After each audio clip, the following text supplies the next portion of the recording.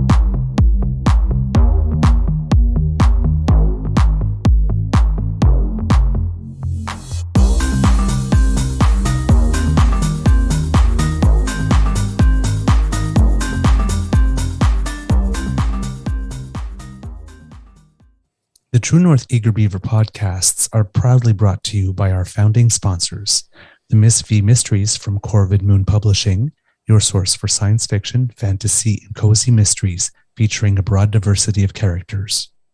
CanadianTarot.com, your uniquely Canadian online eclectic tarot community and forum, and the Peppermaster, hot pepper sauces made from fresh farm ingredients to thrill your taste buds and expand your mind.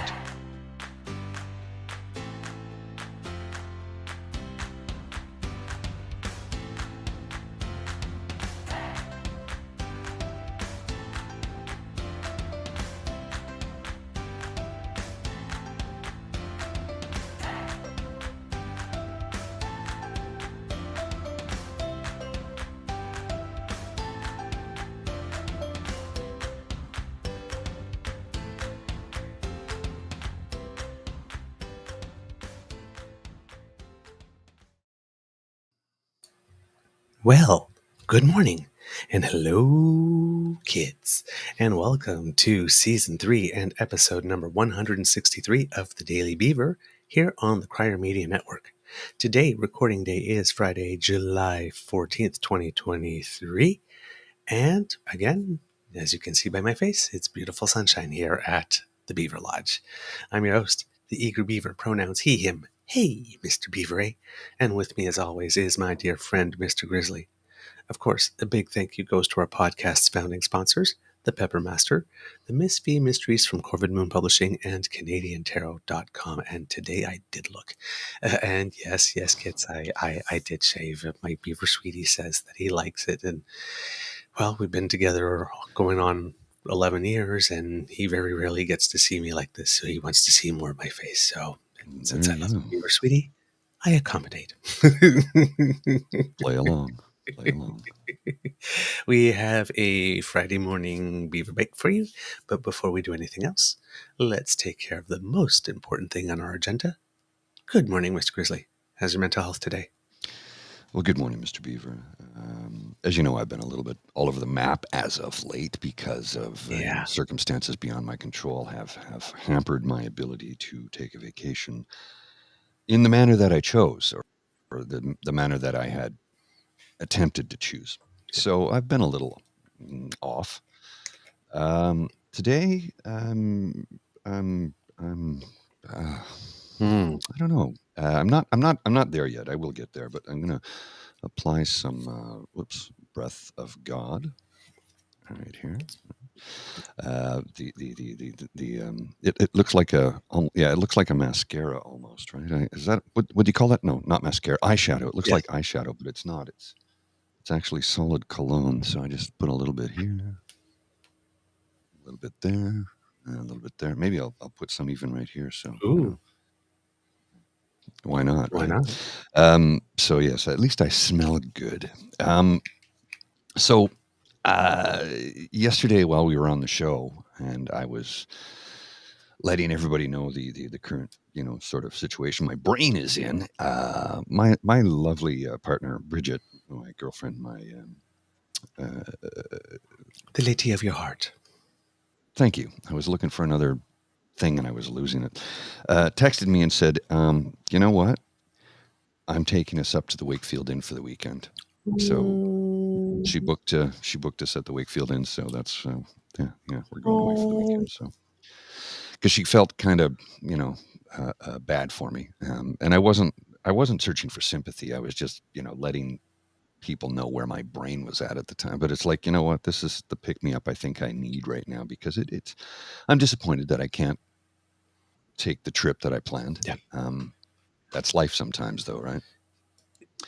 So anyway, I think I'm doing a little bit better today. Got lots on my mind this morning, though. Like lots on my mind. You got lots on your mind. Yeah, I want to address a number of different topics. First, let's start with how the Minister of Labour, Seamus O'Regan, ended the strike in the Vancouver ports yesterday. Right, as I said, they sat down. He's a non-bullshitter. If he said that, it's probably true, and he probably worked very hard. And what happened? They got it done. But here's what Skippy had to say about it. Of course, because nothing's ever good enough. Today, we got a deal to end the strike at the Port of Vancouver, but thanks to Trudeau or his incompetent minister, but no thanks to Trudeau or his incompetent minister. Having failed for almost 2 weeks, they stalled $800 million worth of goods per day and cost the economy at least $500 million. And my response to that was, no kitten. You were not part of the team that negotiated a deal. You were rage farming and taking photos with homophobic bigots while cosplaying at the Stampede. He still hasn't blocked me for some strange and bizarre reason. You pulled a beaver. Yeah, I did. You called him kitten. Yeah, I did. I thought about you while I wrote that. I know. It's warming the cockles of your heart, isn't it? They grow up so fast. Proud beaver papa. Well, and that little shit Gibbon would have ordered them back to work, basically saying, screw your union, get back to work, you serfs. Well, not only that, it's like the whole business community is turning around. It was like, okay, now that that's off, you need to pass some preemptive stuff right now to make sure they never do that again. What? Fight for their rights, and we let a normal negotiating process come on, and then when people are starting to get unreasonable, we step in and say, okay, now you got 24 hours because you're not that far apart, and then people do a nice orderly process where everybody's rights are respected. And yes, you were inconvenienced for a little bit, but our feudal overlords do not want the serfs to rise up ever again. Well, guess what, kitten?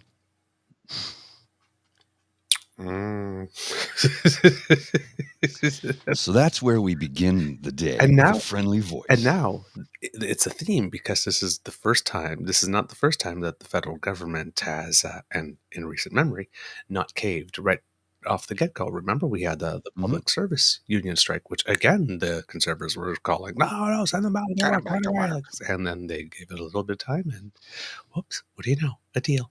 That one didn't even require, I think, the calling in of a federal mediator. No, they worked it out. Yeah. It's amazing how you just give people a little time. Well, it's the posing with unions. Oh, we're here to support workers. Make those little shit gibbons get back to work. No. It's called negotiation for a reason, Skippy. You're not a feudal lord. We're not serfs. We are not going to take this shit lying down. I'm a little fired up this morning. Can you tell? I could tell. Can you tell? I'm a little fired up. All fired up. I believe there comes a time when everything. Just a little Pat Benatar. Little Pat Benatar. A little Pat Benatar makes every day better. I think so.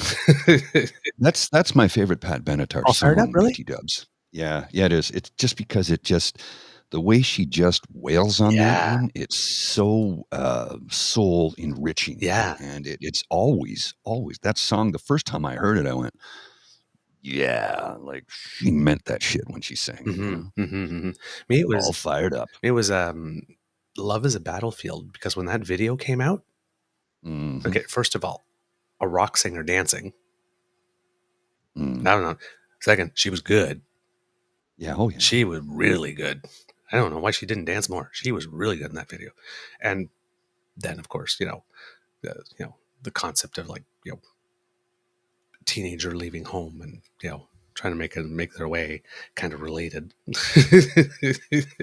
So the song resonated with me like this. And then later on when she did We Belong, oh my God, that one just came for the heart, right? I mean, she that woman can sing anything. Her True Blue album, album she did. Whoa. So kids, if you don't have that, if that one passed under your radar, if you're a Pat Benatar fan and that one passed under your radar because it didn't get a lot of radio play, get her blues album, Pat Benatar. You will not regret it, ever. Ooh. Well, and if memory serves, I believe she's on tour right now. I think that could that would not surprise. I think she is on tour right now. Yeah. Oh, all right. So something else I'm a little fired up about this morning. Well, I'm fired up about a lot of stuff. I mean, really, but it's so you know about the man in Winnipeg or Manitoba, I should say, who allegedly, in quotation marks, air quotes, dumped soil on the missing and murdered Indigenous women and girls mural at the Brady landfill in Winnipeg. Yeah, so remember that fella? Back of a pickup truck, shoveling dirt onto it, and then they sped away. Well, seems we all know he FO'd. Now he's FA'd. Now he's FOing. So I have a video clip here I want to show you. This is what happens when you FO. FA, you eventually find out. So look at how they stand. Come and play! Out here, though! On the boulevard! Trust me, he doesn't actually. He doesn't have kids. He doesn't. This one ignored me. Blonde one ignored me. Dark hair has kids. That one has kids too. So how do they know that he's not talking to their children?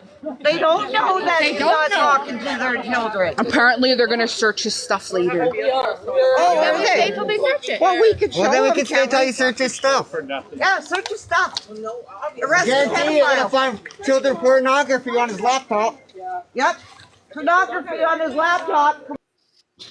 So there's a lot of speculation in that, but here's the thing about the clip. What you may have not noticed right away was the red painted handprints to signify, it's a symbol.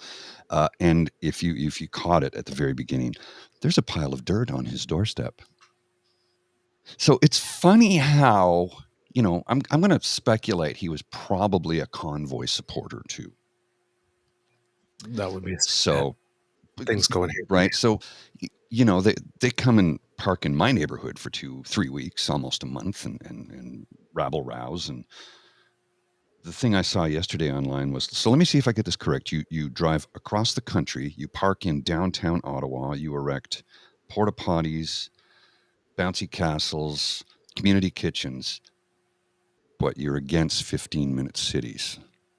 You built a 15-minute city to support your cause, but you're against them. Okay, so that in and of itself is bizarre. But the second anybody retaliates and gives them a taste of their own goddamn medicine, they freak out and call the police. Well, you gotta, and of course the police are there you can see all the cops in that background of that video there to protect him. Now, am I suggesting we should go and do that to everybody who contributed to the convoy? No, I'm not. No. Am I suggesting that what was done to him is lawful and orderly? No, I'm not. I'm not suggesting that at all. But sometimes people get so fed up with getting pushed around that they fight back.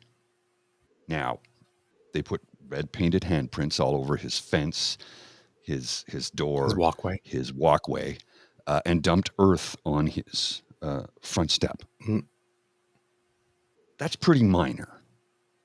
It's pretty minor. Then there's a big crowd of people gathered outside yelling and screaming at him. Now, what they're accusing him of all kinds of other stuff, which I'm not going to wade into the weeds on that, but it's kind of like, dude, you messed around and suddenly you're discovering that people don't care for your type of behavior. And I'm going to go into another scenario here. Hold on. Sticking with women missing and murdered. Hold on. I just want to clarify for the people listening at home. Okay. That what we saw was basically a video So from what I'm gathering here is that this person went and did this. They took their dirt and they put it on there. So members of the Indigenous community found out where he lived. Retaliated. Yes, dumped dirt on his own lawn, and then put the red handprint all over, which we saw on churches around the time that these unmarked graves were being discovered, and all over his lawnway like this, and then wrote the words MMIWG, and then sort of gathered out.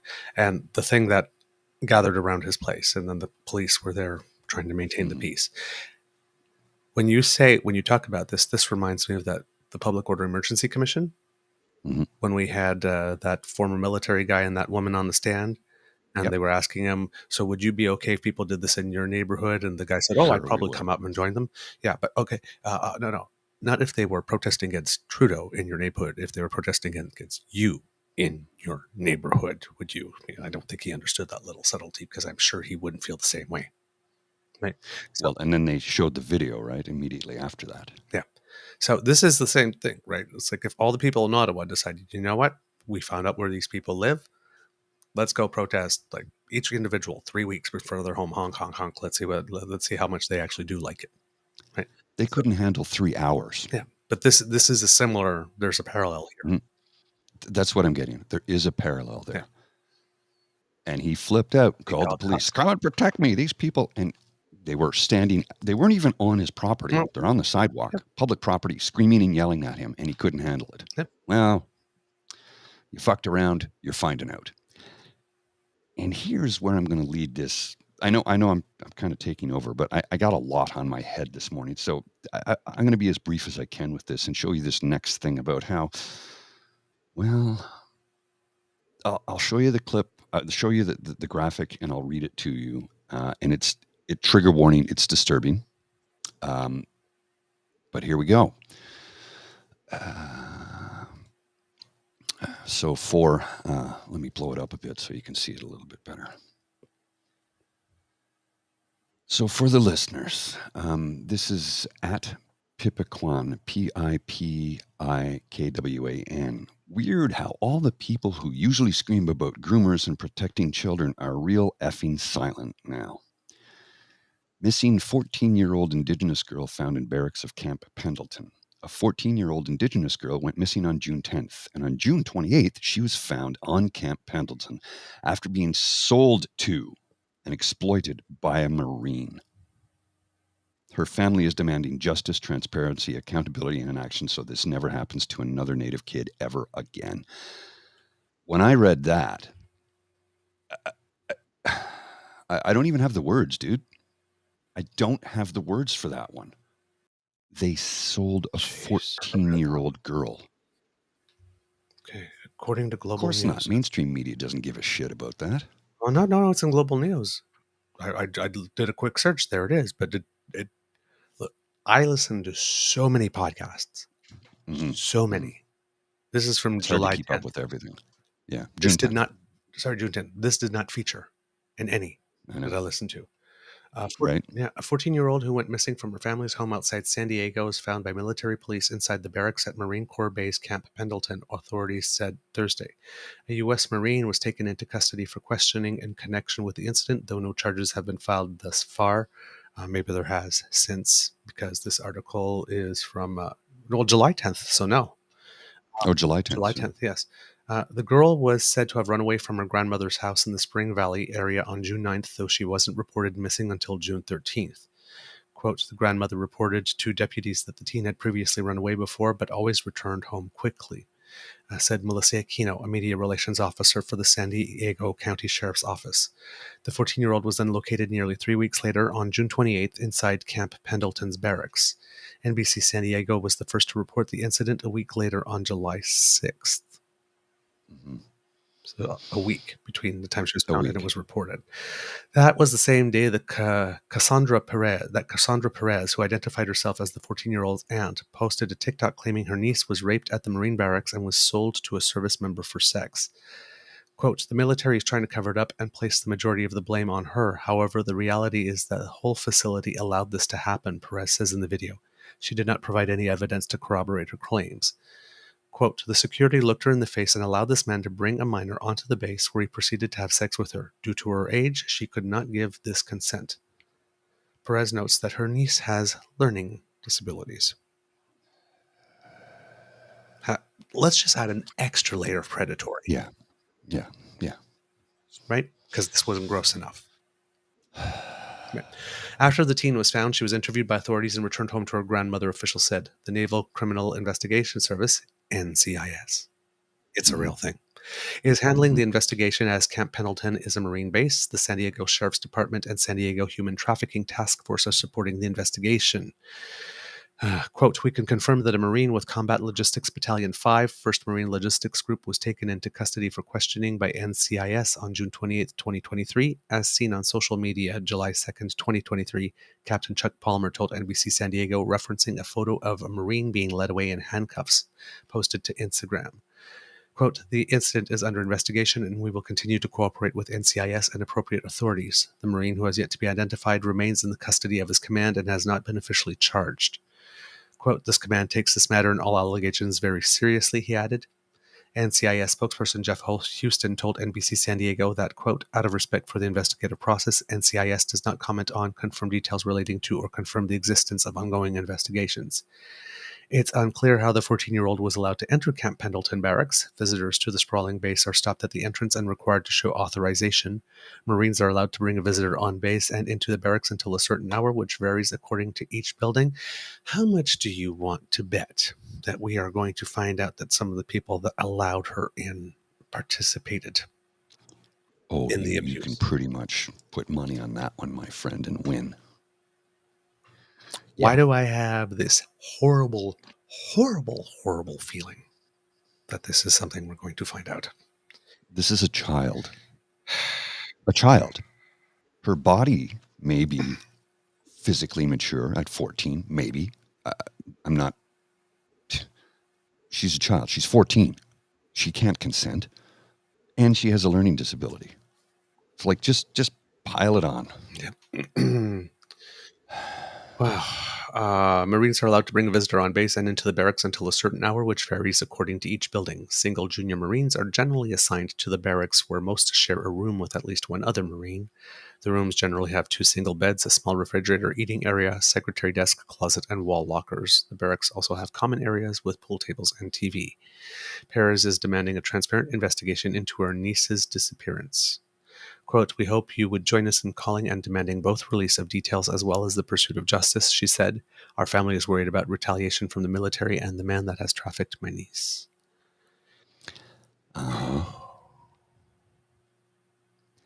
How's that for a start of a show on a Friday? Heavy duty shit. Yeah. It just... Wow. Yeah. Wow. Wow. And I can understand how that family is now quite literally afraid for retaliation. Mm-hmm. Right? Yep. That poor child. That child...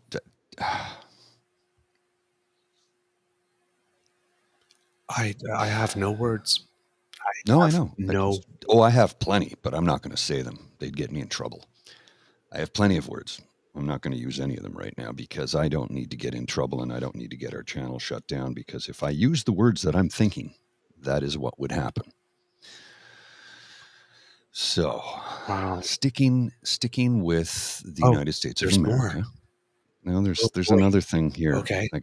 Sticking with the United States of America, but this also spills over into Alberta and how people have fallen down the conspiracy theory rabbit hole and believed that there's pornography in libraries, that librarians are transgendered, and that there's litter boxes for children who think they're cats to use in schools. So you know how that litter box thing started in the U.S., that rumor, right? I don't know how it started. No, that's what I was wondering. Where the hell is this coming from all of a sudden? Well, I'm going to put something on the screen that'll explain it, and I'll read it. There are litter boxes in some American schools. Why? Because they have so many active shooters that if kids are stuck in a classroom for hours, they have some place somewhat dignified to pee. That is where this ridiculous notion is coming from.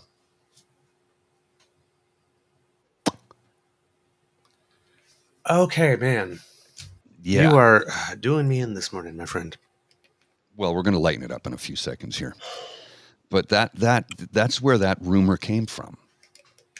That's where it came from. Not because children think they're cats. It's because so many... You have no idea how long you're going to be in lockdown. That's and just it's not it. like you can You go to the don't bathroom know. and leave the room, the classroom. You can't. You're hiding in a closet. So here, God. go. Oh my God. Take a wee in there. Oh my God. Oh my God. It has nothing to do with cosplaying furries. Nothing to do with that at all. It has nothing to do with teachers allowing students who think they're cats to pretend that they're cats and use litter. It's not it. It's there as a somewhat dignified means to relieve oneself. I don't know what happened there. Somewhat dignified means to relieve oneself in the event that the classroom is locked down because of an active shooter drill. Yeah, I know.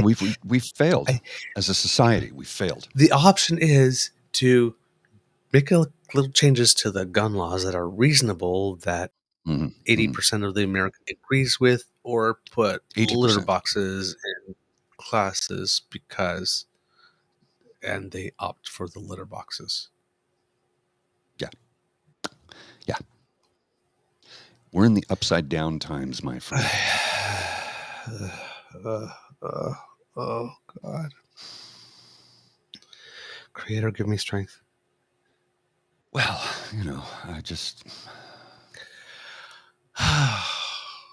You want to shift gears for a second? I'm gonna lighten it up and give you a graphic you can smile about for a couple of seconds. This is a Theo Moudakis political cartoon for those of you listening. It's the first panel has Prime Minister Justin Trudeau leaving a novelty socks store with some stripy socks, rainbow socks on. And the second panel has Peeair leaving outdated 80s wear with a Versace jacket with the sleeves pushed up. Thinking to himself, whose idea is this? While people in the background are pointing and laughing at him. There, this lightens it up a little bit for you, because I know I came in pretty heavy. Okay, well, here's something that will definitely lighten the mood. We have some genuinely good news. Happy news. Excellent. News that hopefully conservatives won't find a way to bitch about. Okay. But Mr. Jagmeet Singh and his lovely, beautiful, gorgeous wife are all smiles once again, because it seems they are expecting baby number two. Yay! Look at that! Look at them! They are so happy. Well, and look at the daughter. She looks so excited. Like she's like, I'm gonna have a sister. Like, well, or a brother. Who knows? I'm gonna have a. Oh, but look at them. They are so much in love. Look at that. Look, you know that Vogue thing when Trudeau's looking at Sophie, like this. It's like they're a makeup camera like this, and there's like they have eyes only for each other in that moment. You look at that picture, they love each other. They love each other. Look at that. He's a proud I have my papa. differences with Jagmeet. Sometimes he does things that I don't agree with, but that I'm going to have that with every single politician, right? Yeah. But he's a good man. Mm-hmm. He loves his wife. Mm-hmm. I don't think there's any question involved with that. I see the way he's standing. I see the way his chest is. He's a proud papa. Congratulations to the happy family. That is such good news. That is wonderful news. I like to be able to share generally happy news. And we got to have some good news from time to time. Yes. Yeah. And since we're sharing some generally happy news, let's say hello to the Kits who have joined us. Good morning, Kit Toronto D, Kit Diggs, by Diggs BT Dubs 7, going, hey, what's up? Kit Grappling, Kit Mohan, lovely to see you. Oop, a coffee mishap this morning, spilled. Ooh. Yeah. Ooh, here at the Beaver Lodge, we cry over spilt coffee. Yes, yes, we do. And spilt beer. Kit Saucy, good morning to you. Hello, Mama. How you doing? Good morning, Kit Frank. Lovely to see you. Kit Tavi G. Who else do we have? Kit Jen. Good morning, darling. How are you? It's so lovely to see you. Thank you for joining us today. Kit Elaine. Hey, hey, hey. How are ya? There you go. Who else do we have today? Kit Ellen. I believe yeah, Elaine and Ellen. Okay. Yes. So I didn't. Good morning to you. And I think that's everyone, unless we had some late comers today. I'm just going through the chat, make sure I give a shout out to all of us who have joined us today. Oh my God, you guys are very active on the chat already. Holy crap. I'm still It's a busy morning. I'm still scrolling up, and we're only like half an hour in. Okay, I probably am going to miss a lot of you because you guys. Oh, bonjour, Kit Christia. Salut, mon chum. And Kit Mel, there you go. And if I missed you, I am so sorry, but you guys have been really active. That's a lot of things that I'm going to have to read after the show. Yeah. And he reads all of them, by the way. I try and follow along as I can. My ADHD brain sometimes wanders off. Ooh, squirrel. Squirrel. There's a squirrel over here. In news that's also personal news about some of our leaders, less happy. Green Party leader Elizabeth May has been hospitalized for overwork, fatigue, and stress, according to her husband. This was reported on July 10th. John Kidder said his spouse was undone by a punishing workload and spent a few days under observation at a hospital in her Vancouver Island riding before being discharged Saturday to recuperate at home. May, 69, will be off her feet for another week before resuming some of her usual summer duties. Kidder, who himself is a founding member of the Green Party in British Columbia, this is according to a CBC article here, blamed May's hospitalization on marathon voting sessions, which had MPs in the House of Commons until midnight some days in June, combined with her constituency duties and her role as a Green Party co-leader. And of course, she lives clear across the country. So, big travel schedule when she's going back and forth to do constituency stuff. Quote, does it not seem odd to you that we expect our parliamentarians to work double shifts through May and June, sometimes 19-hour days, to sit until midnight almost every day to keep up with their always demanding constituency work and still to have minds at all? Kidder said. Government House Leader Mark Holland extended the Commons sitting times to clear the legislative decks and pass some key government bills before 3-month summer recess. The opinion Conservatives tried to stall some bills, which clearly didn't help the situation. With the support of the NDP, introduced a parliamentary maneuver called time allocation on several occasions to shut down debates and move bills to vote. Kidder said that in any, quote, decent union job, grievances would be, quote, flying thick and fast if workers had to deal with what MPs like May endure. He said it's acknowledged that in other professions, people, quote, cannot do their best work when they're overtired, and yet MPs are expected to handle, quote, routine 16-hour days in and out of Parliament, constant travel, instant responses to matters of urgency from constituents and the press to be available for any and all local matters, end quote. He said May recently attended 9 high school graduation ceremonies that lasted hours and Toronto's Pride Parade, all while carrying out, quote, the additional multiple-pronged job as leader of the Green Party of Canada, itself nearly regular full-time work for any reasonable mortal. It's a punishing schedule. It's you get a decent salary, and yes, there's an expense account, and yes, if you happen to be elected for a second time, you get a pension, a nice one. But if you're not phoning it in, you're working your ass off. Like many conservative backbenchers, if you're not phoning it in, you're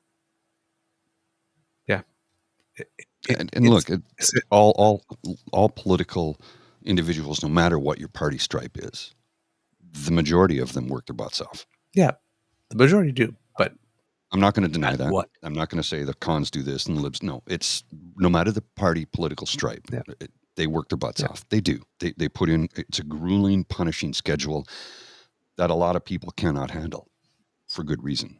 A lot of people, you will oftentimes have people bow out after one term because they're like, I can't do this. Like, but you get the pension. I don't care about the pension. If it's going to kill me to get it, it's not worth it. Yep. In response to claims that parliamentarians overworked, MPs voted recently to permanently extend a COVID-era hybrid policy that allows for virtual attendance and voting, which the Conservatives do not support, which the Bloc also does not support. Another CPC BQ coalition move. There's a coalition you didn't see coming, right? Yeah, to make life easier for everyone and make governance easier and more professional, and doing things that would help us. Because well-rested MPs represent us better, but I guess conservatives and the BQ don't want that, because they want that moment in question period that they can get on a clip that we pay for, that they can then use. Kidder also told constituents that May got a close-up and very personal look at troubling elements of Canada's vaunted healthcare system. He said they both lack a family doctor and struggled to get May seen by a professional when she fell ill. He said public healthcare is, quote, a messed-up system staffed by, quote, wonderful people who endure workloads like May's with even more personal stress. So, of course, wishing a speedy recovery. Indeed. Yeah. Indeed. Yeah. Be kind. Would you like a little bit of Schadenfreude for a moment or two, sir? I've got some Schadenfreude for you if you like it. Oh, I'm always up for some Schadenfreude. Okay, you're gonna get a kick out of this one.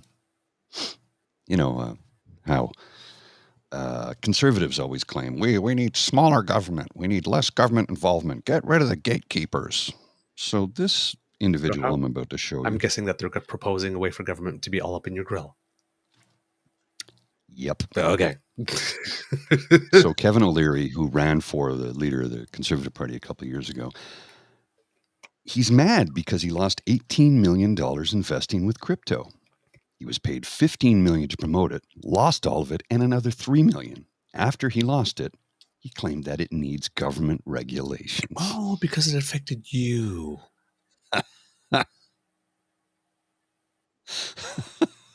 It's just, I couldn't write this. Kevin, it's not a gotcha investment just because the investment got ya. Yeah.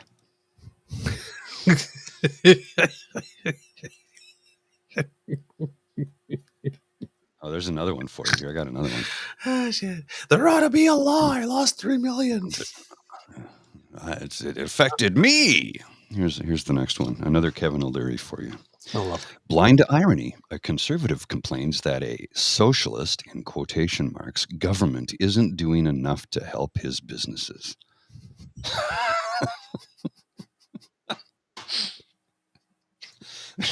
It's amazing how government's all socialists to conservative businessmen until they need a hand up. Yeah. Yeah. And it's not even that he needs a hand up. I mean, he's doing quite fine. It's just he just doesn't want that quarter's numbers to look bad.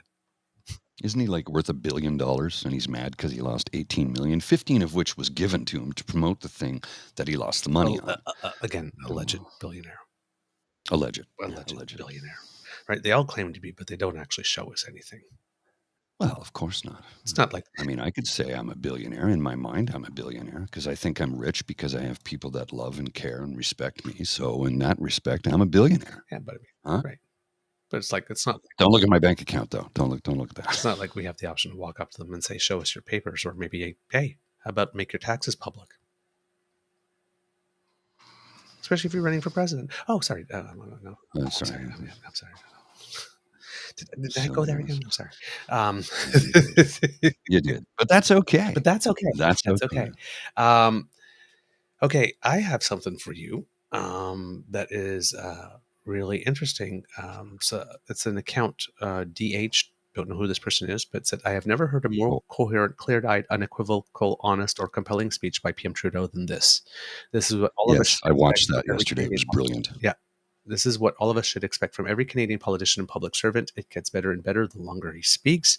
And he is speaking to Muslim Canadians in an informal setting.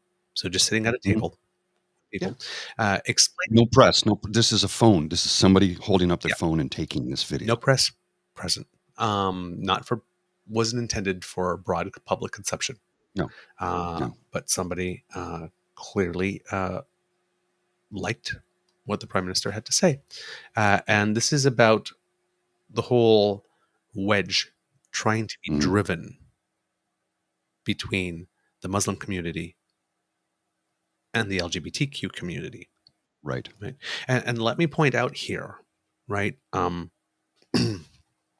conservatives around 2001, September 11th. Yeah. Hey, gay people.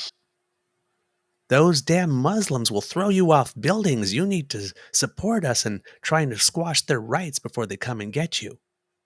Well, that didn't work because, well, we gay people, we kind of know what discrimination is like. So we figured we wouldn't do it to our Muslim brothers and sisters. Conservatives today. Hey, Muslims, them gay people that we tried to recruit to keep you down about 2 decades ago? Well, yeah, that didn't work. But hey, how about you help us now try to keep them down because they're trying to sexualize your children?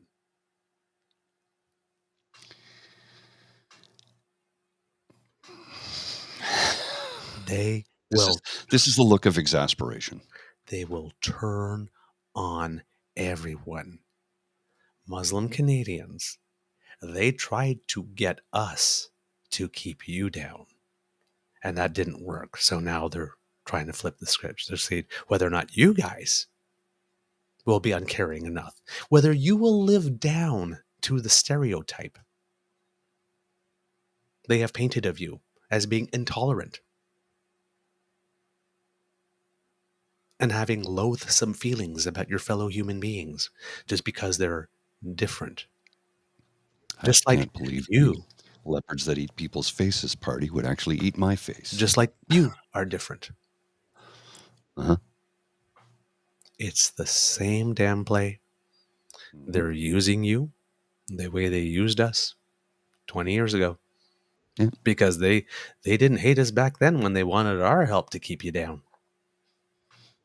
I climbed the ladder to success. I worked hard to get where I am. You did it on the backs of others. All right. So let's see what the Prime Minister has to say. And let's see the reactions of the people as well that he's talking to. Mm-hmm.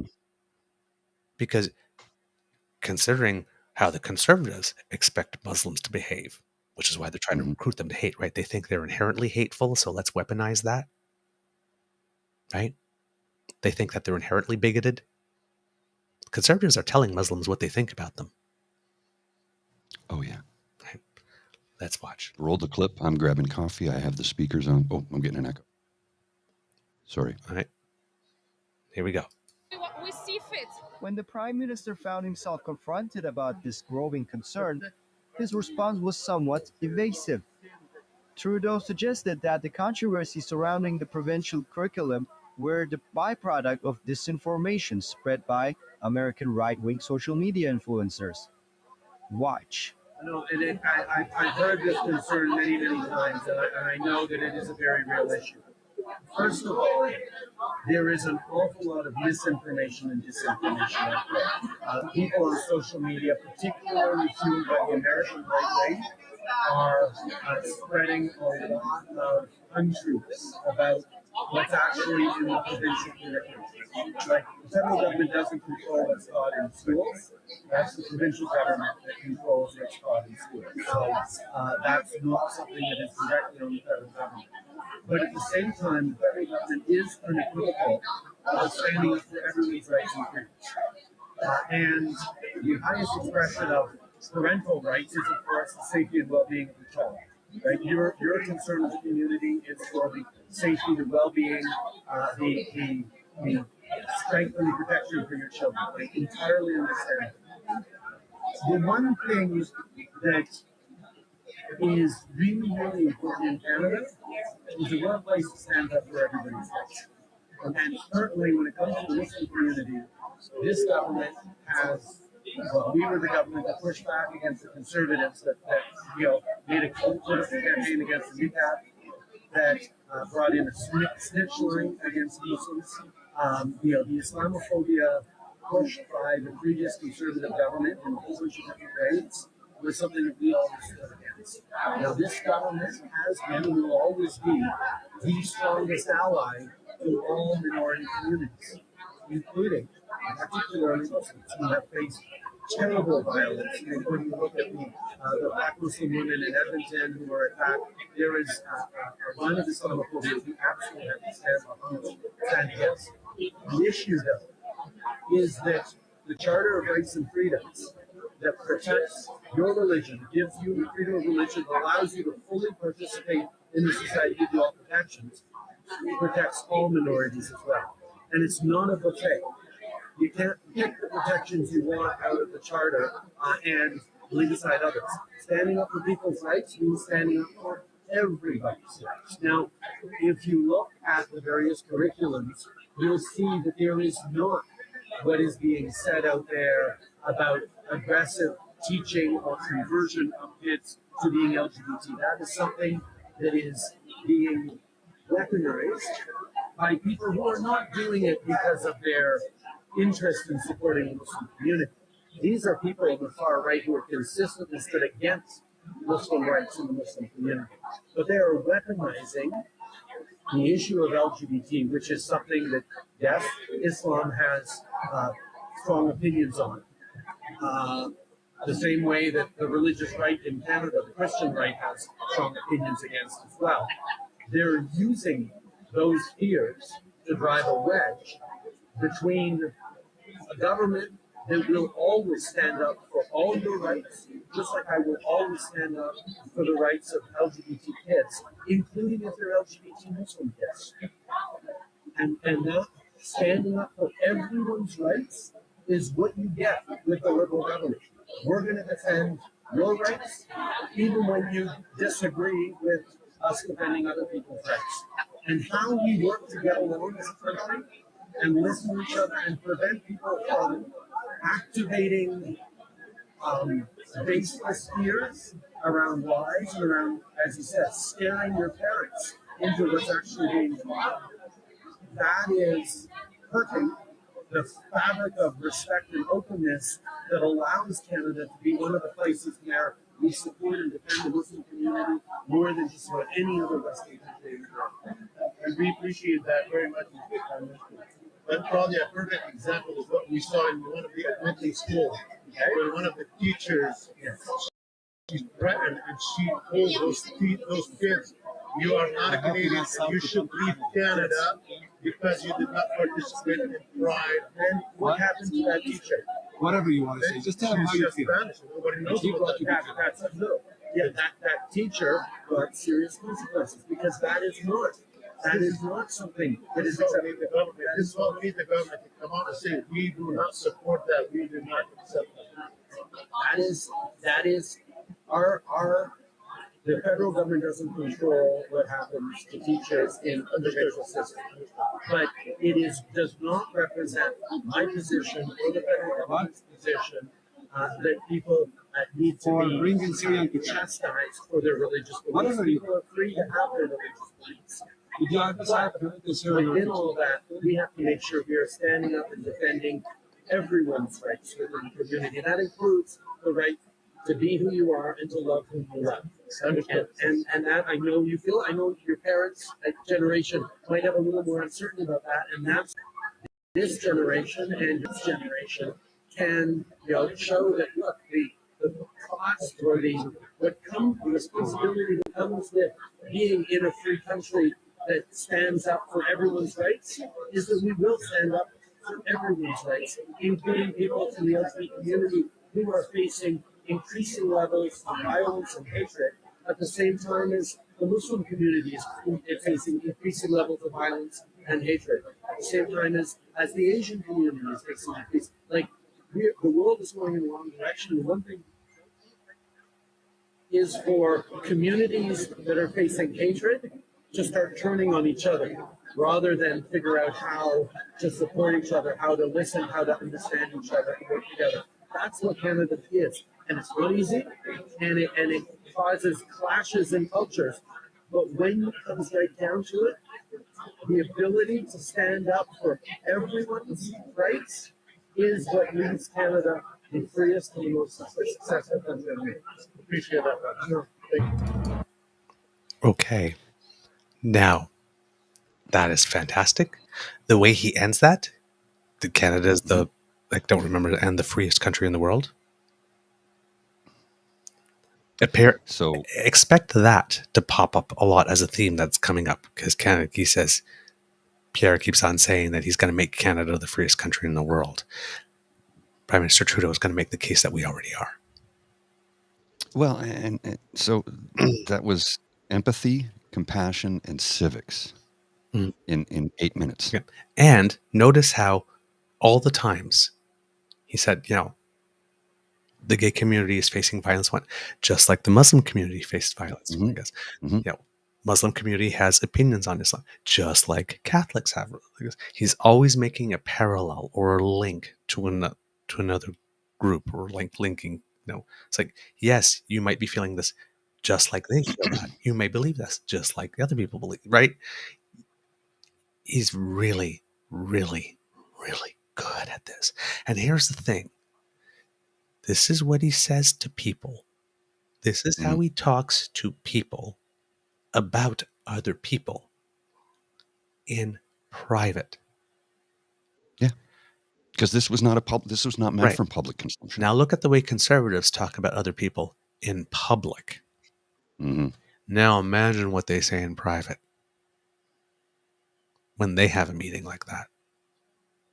Well, I'm gonna bring it back to, so when he first got into the political scene, I was not a fan. Didn't like the man, and I still don't see eye to eye with him on everything.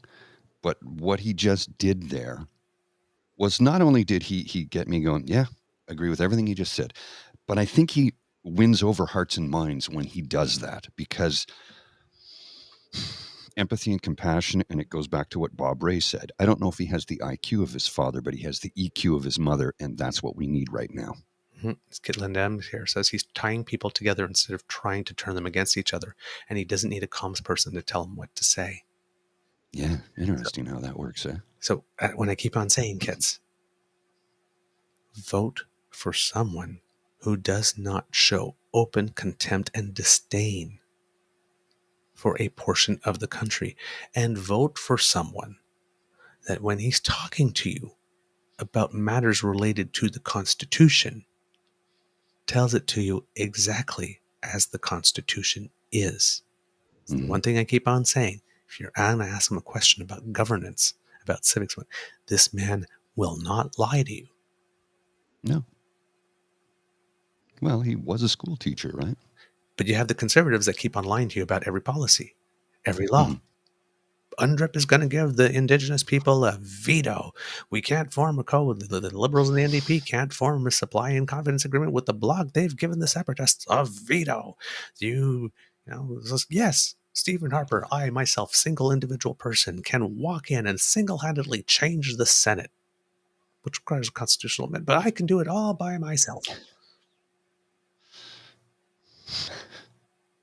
The outright lies about the Constitution, the way that this country is run. Lying, I've been saying it all my life. It should be a crime for an elected official to lie to Canadians about that which the law forbids and allows. I completely agree with you on that. I completely, 100% completely agree with you on that. And they continue to do this. They continue to lie on a daily basis, and they continue to get away with it. And again, it goes back to, this is why we do this. This is why we have this show, this program, this platform, is because we want to call out the lies. We want to show you the truth. Even when we don't agree with the truth is the truth. And sometimes we're not going to like what we have to say and report on. But we're always going to be honest and factual with you. Yeah. Always. Yeah, not so much that we don't agree with the truth, but let's say when we find the truth inconvenient. Thank you. Yes. That's a better statement. That's a better statement. Sometimes my words are not good. Yeah. Well, I mean, it's like you don't get to agree or disagree with truth. Truth is truth. Truth is truth. Yeah. It just you might not like it. You might not care for the truth. You might go, I don't really like that, but it is what it is, and there's nothing I can do. I cannot change a fact. Facts are facts. There's not alternative facts. There's facts, period. There's facts and not facts. That's right. So DH at D0J0H is his handle on Twitter. I started following him because after I saw that clip, I'm like, what else has this gentleman got for us? And I'm like, oh, well, this is interesting. So good follow? Yeah, I got, well, it's yeah, okay. Let's have a look at this. Oh, yeah. Okay. With Michael Rice and Silvio de Gasperis filing court applications to block the Auditor General from calling them for interviews and getting documents from them. Do you think that they should participate in this process, or do you agree with Mr. Rice's assessment that this is overreach and that she's going on a fishing expedition by asking them to participate? Well, again, just yesterday I just found out about this, but I don't interfere in the private sector. But I'm sorry, your pants are on fire. Sorry, hold, stop that for a second. Stop that. I'm surprised you didn't take a step to the light to avoid the lightning strike that God would have sent to smite him right there on the spot. So I don't interfere with. Okay, lightning. Sorry, with people. I'm going to have to put that in a loop. I don't interfere with the private sector. I'm going to have to. General, it's not even within her scope. She has to look for private sector. But I don't interfere in the private sector. I don't interfere in the private sector. I don't interfere in the private sector. I don't interfere in the private sector. I don't interfere in the private sector. But the Auditor General, it's not even within her scope. She has to look for value for money. So I'm going to leave that up to them. I encourage everyone. I know our office is cooperating with the Integrity Commissioner and with the Auditor General. You know why, folks? We have nothing to hide. We need to build homes. Simple as that. This is private sector property, and the private sector should be able to do what they want and build homes. I wanted to point and mock every damn time. Holy crap! It's like major. So I'll show you the tweet because it's funny. Where's the B when we need it? Well, so this is hilarious because DH's commentary on it is like, yeah, that's the vibes I was getting. Tricky Dick Nixon. Yep. I am not a crook. Okay. First of all, did this guy really pretend that an auditor's only job is to find value for money and not have any forensic role in identifying corruption? At all? We have nothing. This man is scared shitless. Yeah. Oh yeah, yeah. Because and then they should be able to. Yeah, exactly, Mel. They should be able to do what they want. Business should be able to do what it wants. Yeah, I'm sure you'd love that. He thinks an auditor just needs a calculator. Well, the line he gave. Forensic audit. The word exists for a reason. The term is for a reason. Forensic audit. It was the line he gave a couple of weeks ago. We got to get these homes built for people who need them. Doug, you're building homes along a $1 billion highway that maybe a few people want, but not everybody wants. Through the Greenbelt, which you said you wouldn't touch, but you've touched. You sold the land to real estate speculative developers who are going to build houses that people who desperately need them cannot afford. Who you had at a private home party for your daughter's wedding and asked donations from. They're not trying to hide the corruption. Kid Jen, when we eat the rich, he's first, okay?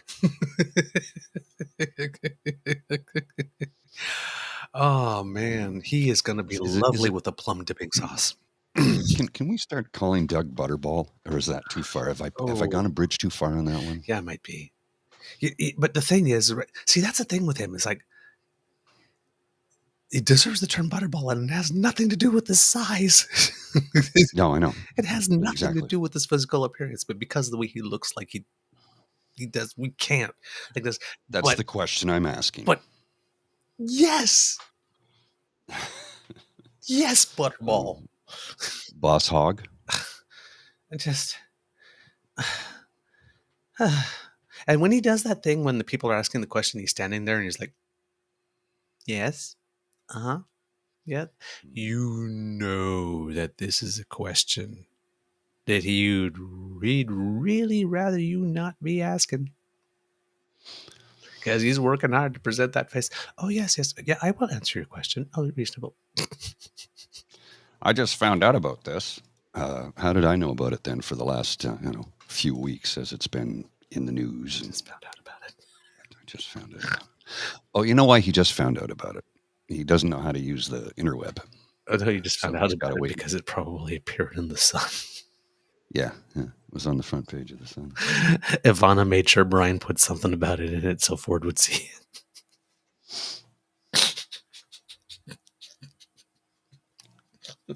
Oh, shit. Somebody flipped my switch to bitch today. Oh, man. Well, sometimes. Kid Frank goes, I call him Bam Bam. Bam, bam, bam, bam. Does that make Ivana Pebbles? I guess. Fruity Pebbles. Oh, no, it's Dick Ford's cabinet. We can't have any Fruity Pebbles there. Oh. Me and my mouth. Me and my big mouth.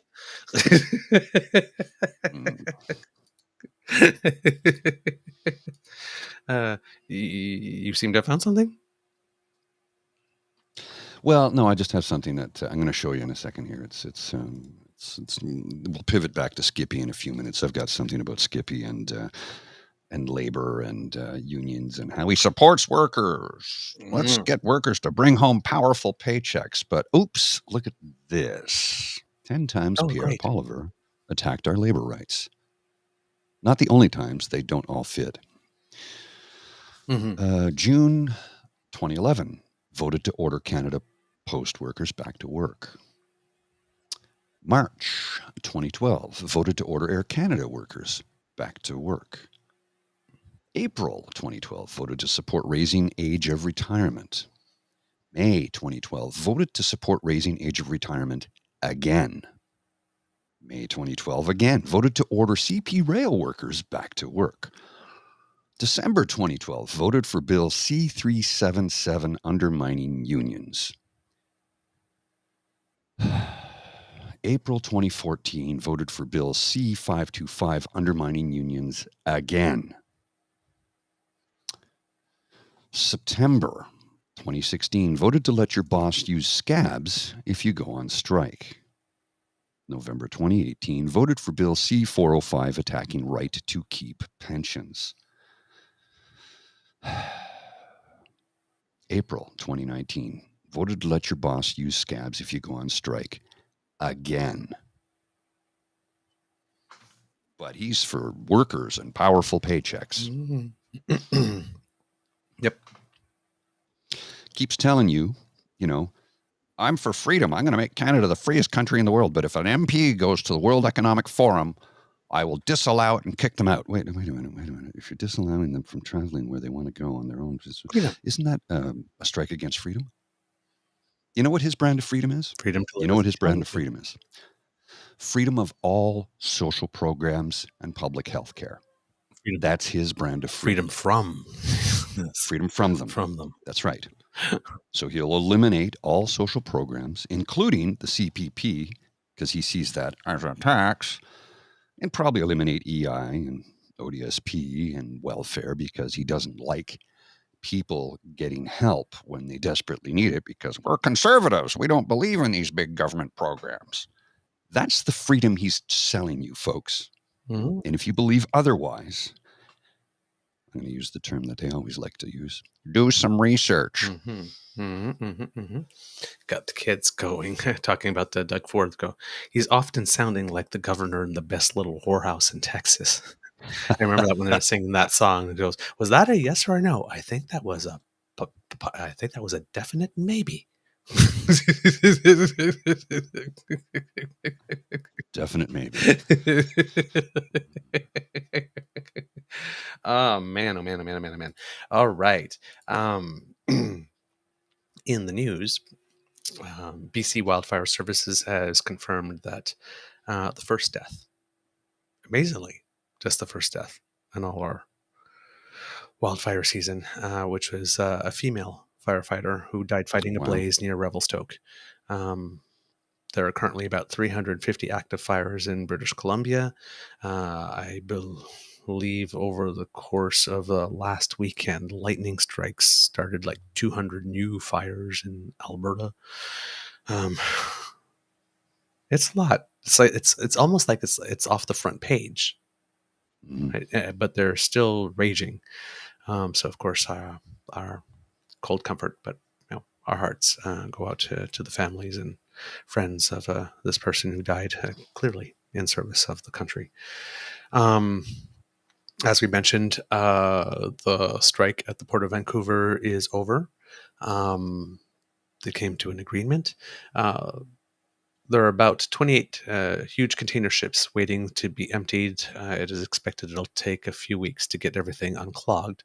But as mentioned, the business community is already clamoring for preemptive legislation to make sure that these people can never do that again. And I'm sure that PP would be very, very happy to lend assistance to that. Mm-hmm. And then if you happen to be living in BC as well, drought is an issue. 2/3 of the province's water basins have reached level 4 or 5, which is the most severe drought measurements. BC's Emergency Preparedness Minister Bowen Ma is quoted as saying, "As our government works with local communities and First Nations, I'm calling on everyone, including businesses set by First Nations or local authorities." Sorry. There's something missing from that. Basic calling on them to set rules, to follow rules that are set by First Nations or local authorities, and take steps to conserve water even above and beyond those restrictions. Every drop counts, and that's why everyone needs to do their part. 2/3 of the forest fires in British Columbia currently are considered to be out of control. And if you were in the Beaver Lodge area and at Mr. Grizzly's dens area, there was a bit of a atmospheric event. I have the video. Yeah. Holy shit!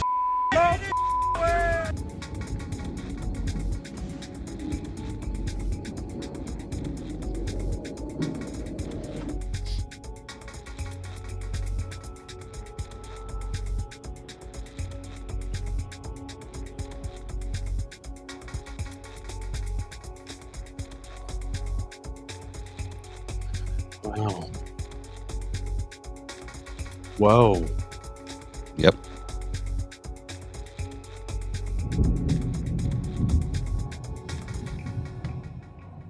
Wow.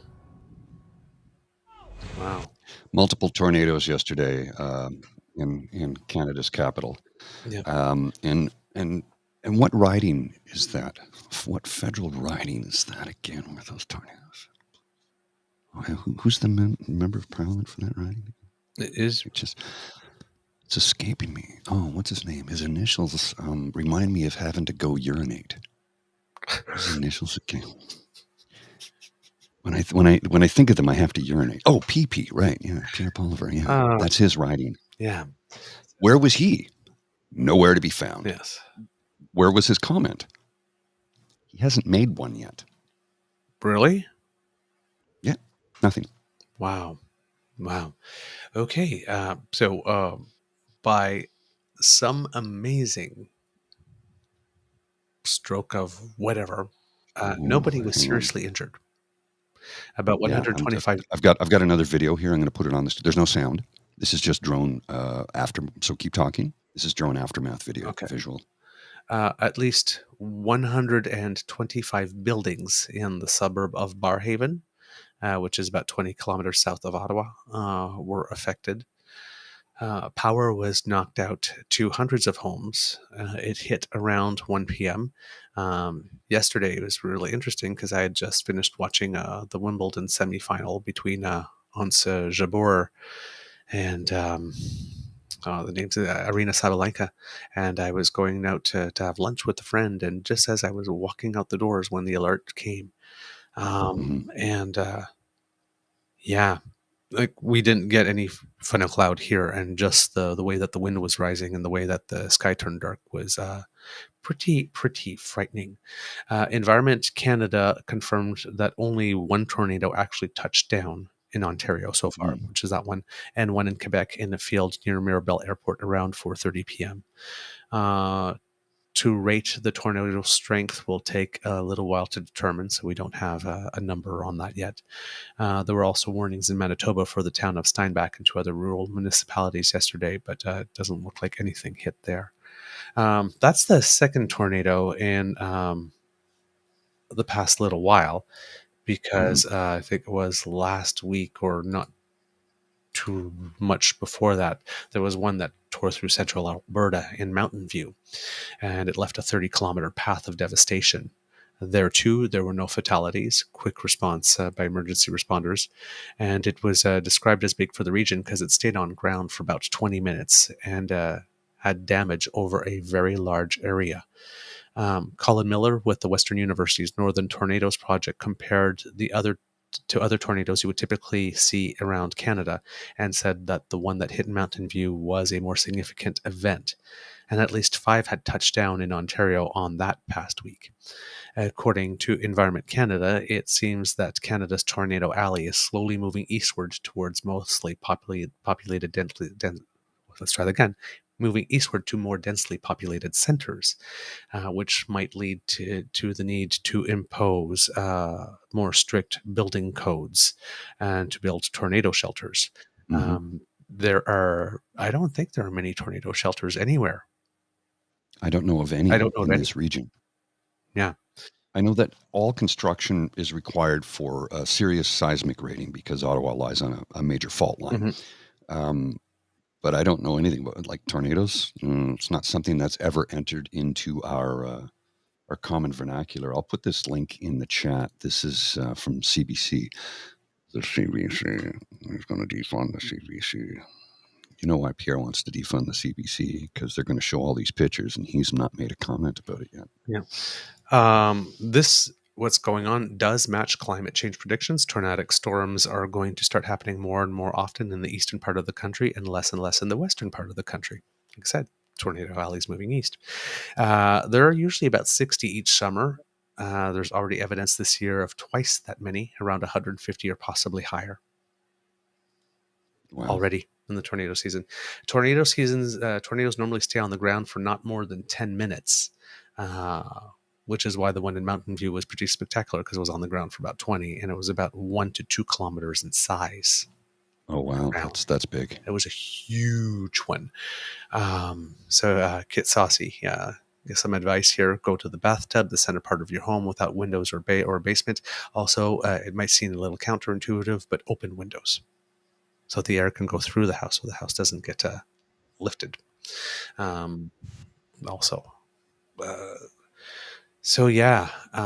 have a visual here about it. And remember that movie, The Never-Ending Story?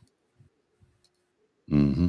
When the Nothing was coming to town? I know the film. I've never seen it. This literally looks like that. Is that Montreal? Yeah, Montreal. Holy crap. Wow. That'll put some fear into you. Look at how fast that's rolling in, too. Yeah, eh? And the lightning. Like, the whole city is dark. Like, really dark. Look at the buildings. Oh, yeah. That is frightening. Look at how quick that came in. Like, wow. Man. That's pretty extreme. I'd have seen that. I'd have been...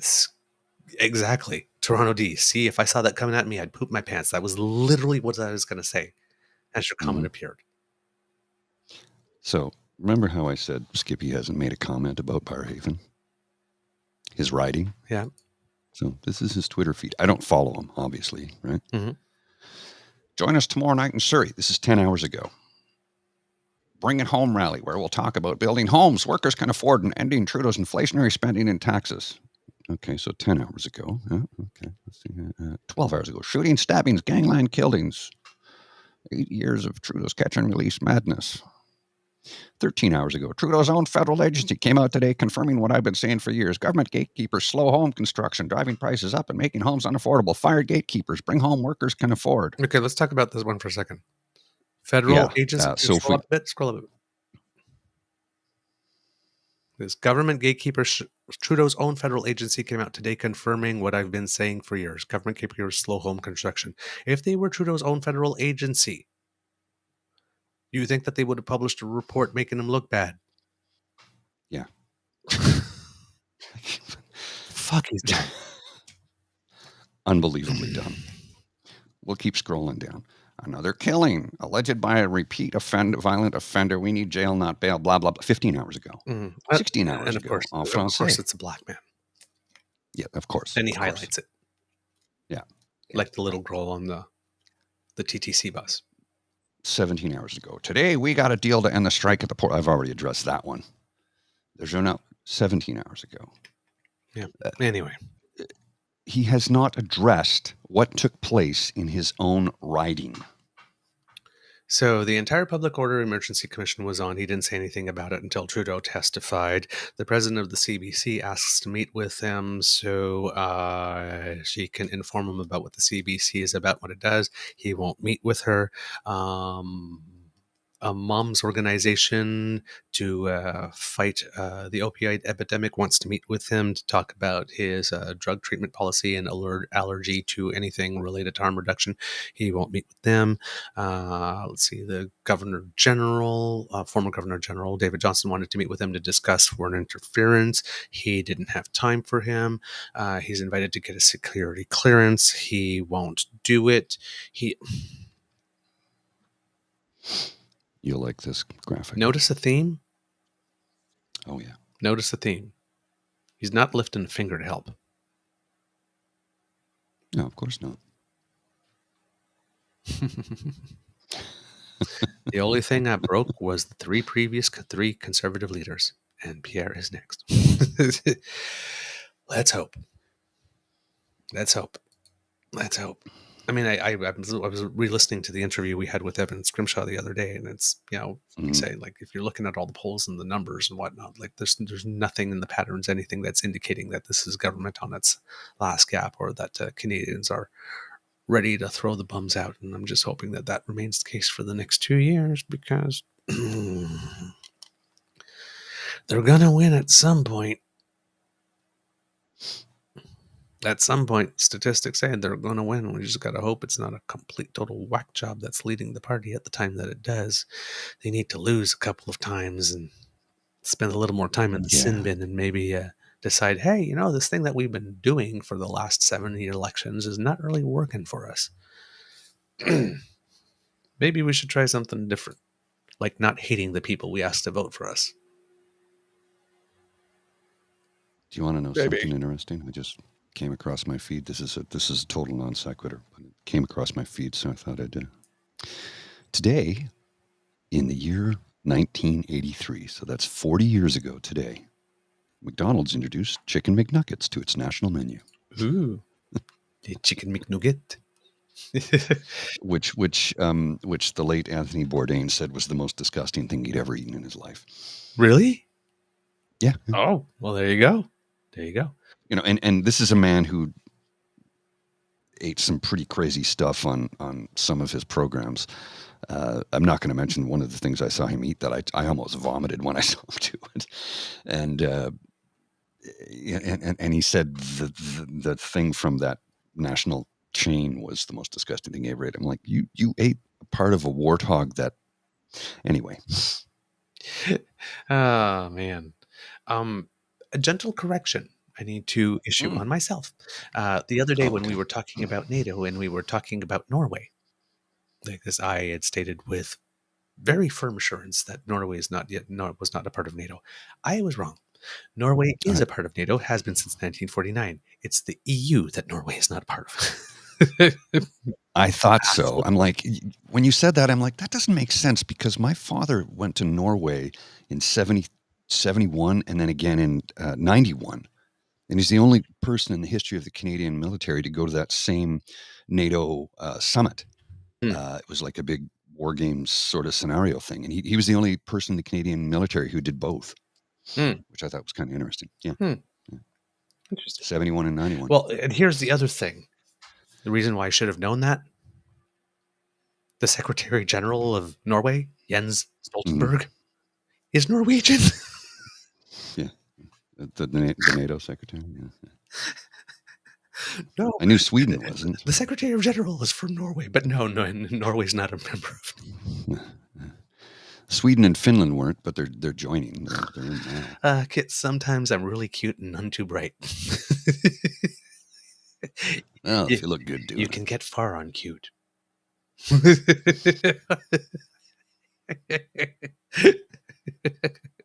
The Creator gives us all a little something to get by.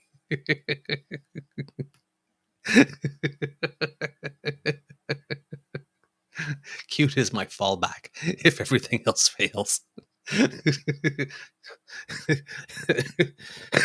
Sorry, excuse me. I gotta cut. Hit the cough There we button. go. Oh my God. Ooh. Yes. You gave me these pearly whites that I flash and these eyelashes that I flutter, and then I smile, and hopefully someone will take pity on me and help me. If all else fails. Norway, member of NATO since 1949. You heard it here second.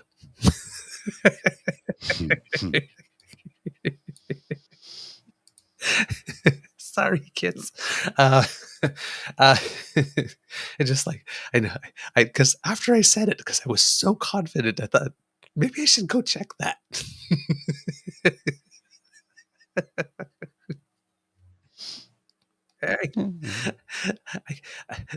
They all can't be winners, kids. They all can't be winners. All right. While the Prime Minister is off at the NATO summit,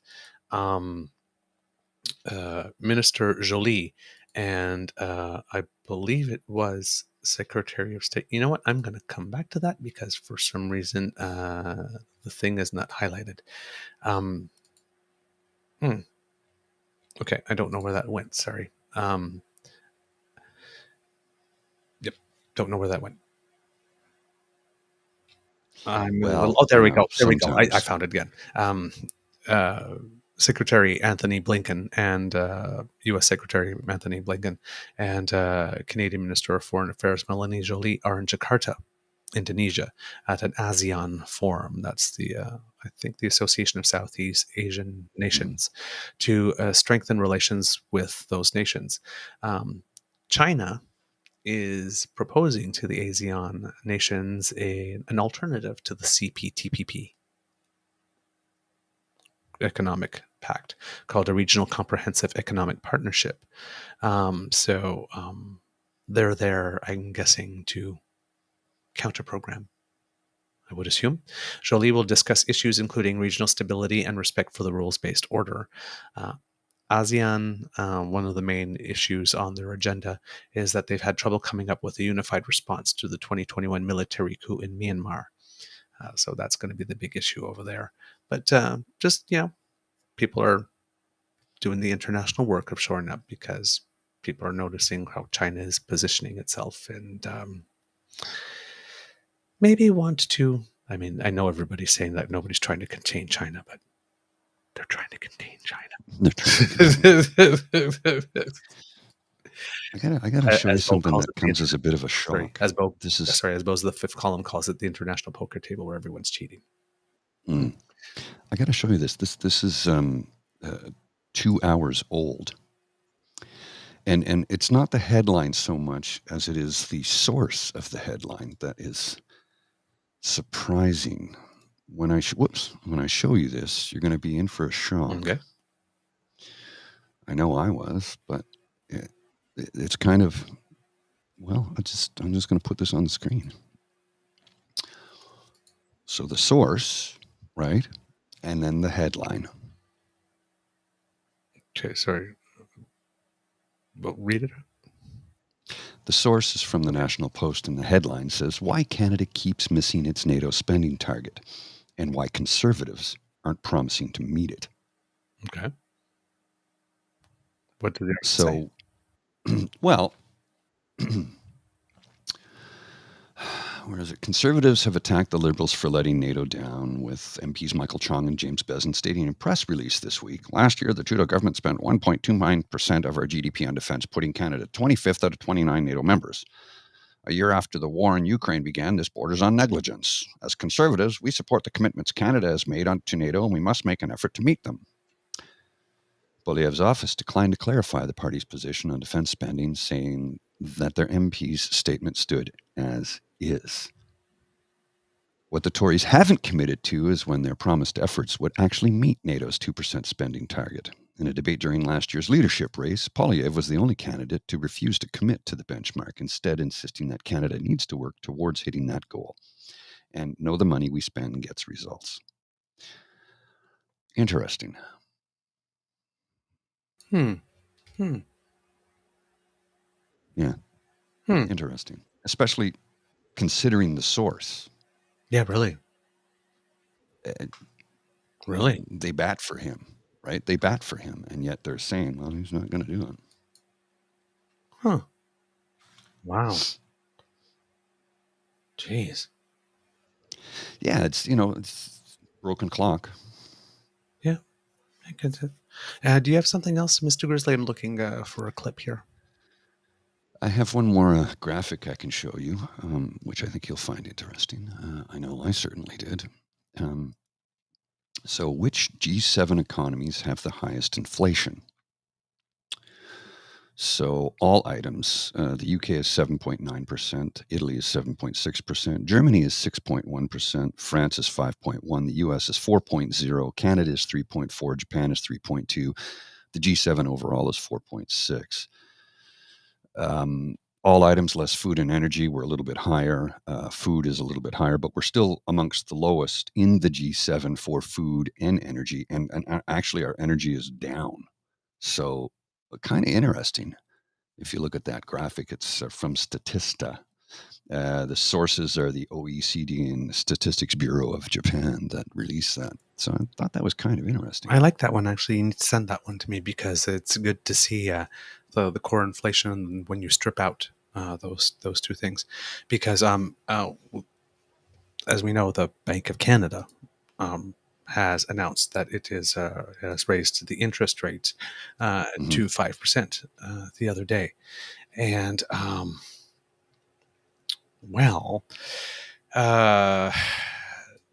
it seems that even though the reported news was that the Bank of Canada seemed to be indicating that 5 would be where it would stop, turns out yesterday, not so much. They left the door open to yet another one at their next meeting in September. This is starting to cause some consternation among some people because, well, first of all, we haven't been at 5% since 2001. And Tiff Macklin, the governor of the Bank of Canada, told us in July 2020, interest rates are very low and they're going to be there for a very long time. And a lot of people banked on that before making decisions like going to buy a house, like we did, for example. And then we got to experience really soon after the fastest and most aggressive cycle of interest rates ever in Canadian history. Now, Tiff Macklin is saying today, if we don't do enough now, we'll likely have to do even more later. But if we do too much, we risk making economic conditions unnecessarily painful for everybody. And it seems that that is the case because as we reported last month when we noticed it, it seems that now it is being reported in the main press that interest rates themselves are the primary drivers of inflation. Mortgage interest costs are up 30% alone year over year. So the CPI at the most was like, what, 8.4? But mortgage is up 30. Yeah. Okay.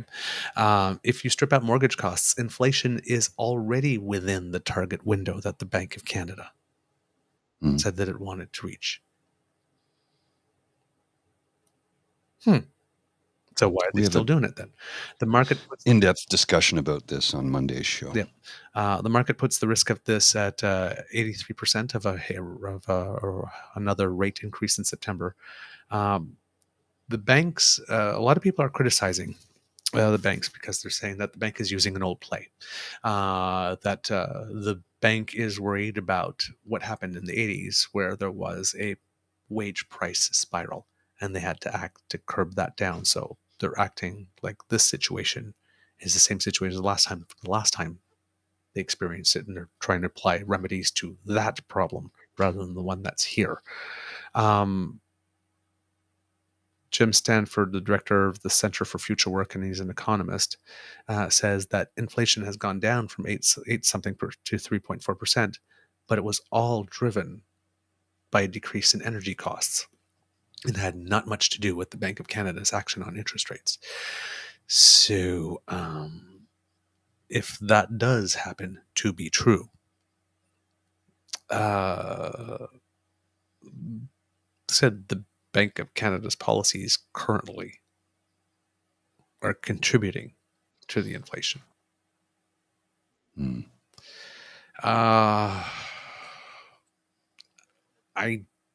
I'm versed enough in economics to be able to speak with it somewhat competently with someone who knows a lot about it.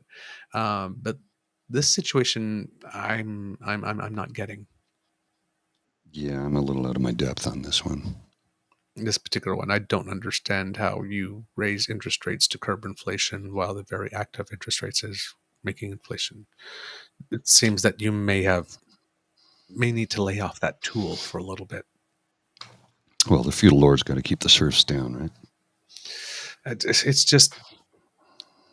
It's a weird mix of variables that, yeah, I don't know, man. I don't know.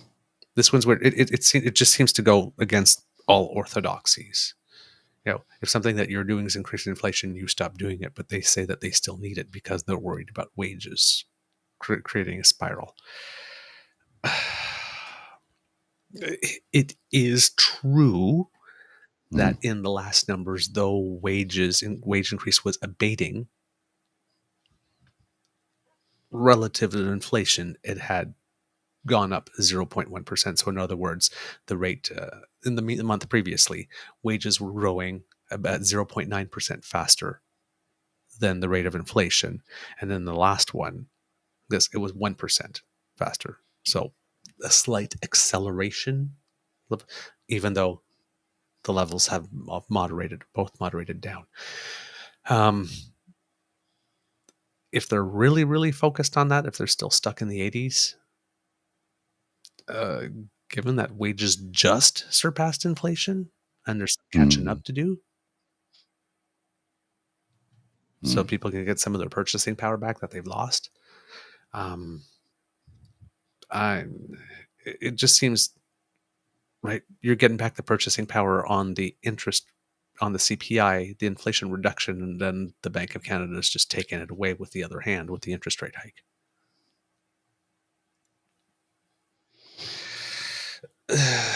There's going to be a point at which people like me are not going to tolerate yet another hike without having some backlash. So I know that the bank is independent, but the bank doesn't seem to be helping the government. It's not their job to help the government. No. But the bank's actions do not appear to be helping the government reduce inflation at the moment. I don't. Yeah. Again, out of my league on this one. So, and of course, well, that'll create another opportunity to blame Trudeau. Oh, yes, of course. Yeah. Trudeau, right? He doesn't control the bank. And as a matter of fact, it is in the bank's charter that if the prime minister tells them what to do and the head of the bank follows through on what the prime minister tells the head of the bank to do, the head of the bank needs to resign the next day because they cannot be seen to be influenced by the government. Like they're an independent organization and they have to be. Yeah. There's very good reason for that. Now, talking about more labor strife, the SAG-AFTRA Actors Union did Mhm. vote for the strike. It's not only going to affect people in Hollywood or in New York City. It affects a lot of productions in Toronto. Also in It'll Canada. affect millions of people. Yep.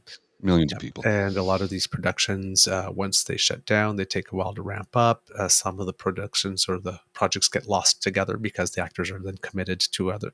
Actors are often committed to projects 1-2 years ahead. Mhm. Right. Yeah. Sometimes you go audition for a show. Like, let's say if you're a stage actor, you're working on a show and you go audition for one like this, and it's going to open like in 9 months or a year. Right. You need to book these things far enough in advance. It's like when you're booking a tour, for example, right? Like Madonna recently canceled a portion of her tour because she had a viral infection. It's like, well, do you know how long in advance you have to plan a stadium tour to get those dates? Yeah. Yeah. Right. It's not. So it's not an easy thing to cancel. Yeah, it's not an easy thing to cancel or reschedule. They went on strike, and Fran Drescher. Yeah, she's the president. I didn't know that. Actress I love. We all know Fran Drescher one way. The name. Yeah, Mr. Sheffield. Right? Watch this. You're going to have a very different impression of this lady. Yeah. And number one, like, I am not saying she's acting here. She's not. No. But if somebody ever gives this woman a dramatic role one day, somebody needs to do a remake of Norma Ray. Yeah. And cast her in Sally Field's role. Agreed. Okay. Let's watch. Yeah. Shall we? Let's go, Fran. We are the victims here. We are being victimized by a very greedy entity. I am shocked by the way the people that we have been in business with are treating us. I cannot believe it, quite frankly. How far apart we are on so many things. How they plead poverty, that they're losing money left and right when giving hundreds of millions of dollars to their CEOs. Today, we embark on a new important chapter in our union's history. Earlier this morning, the SAG-AFTRA National Board convened following 4 weeks of negotiations with the Alliance of Motion Picture and Television Producers, the AMPTP. Because the AMPTP remains unwilling to offer a fair deal on key issues essential to protecting the livelihoods of working actors and performers, SAG-AFTRA's National Board unanimously voted to issue a strike order against the studios and streamers. From the time negotiations began on June 7th, SAG-AFTRA staff and the members of our negotiating committee have worked overtime, devoting their evenings, weekends, and holidays to achieving a deal that would ensure a sustainable future for the acting profession. But despite our team's efforts, the AMPTP has remained steadfast in its commitment to devaluing the work of our members. Actors deserve a contract that reflects the changes that have taken place in the industry. Unfortunately, the current streaming model has undercut performers' residual income, and high inflation has further reduced our members' ability to make ends meet. Additionally, industry expectations around self-tape auditions mean performers are bearing casting costs that were once the responsibility of producers. To complicate matters further, actors now face an existential threat to their livelihoods with the rise of generative AI technology. We've proposed contract changes that address these issues, but the AMPTP has been uninterested in our proposals. Because of this, the board has determined that union members should withhold their labor until a fair contract can be achieved. A strike is an instrument of last resort. We've tried for 4 weeks to reach a deal with the AMPTP, and unfortunately, they have left us with no alternative. Although we're all disappointed with the AMPTP's reluctance to cooperate, the solidarity among SAG-AFTRA members has never been stronger. Based on the enthusiasm I'm seeing from everyone, I truly believe this union has the unity and the resolve needed to fight for the future of their careers.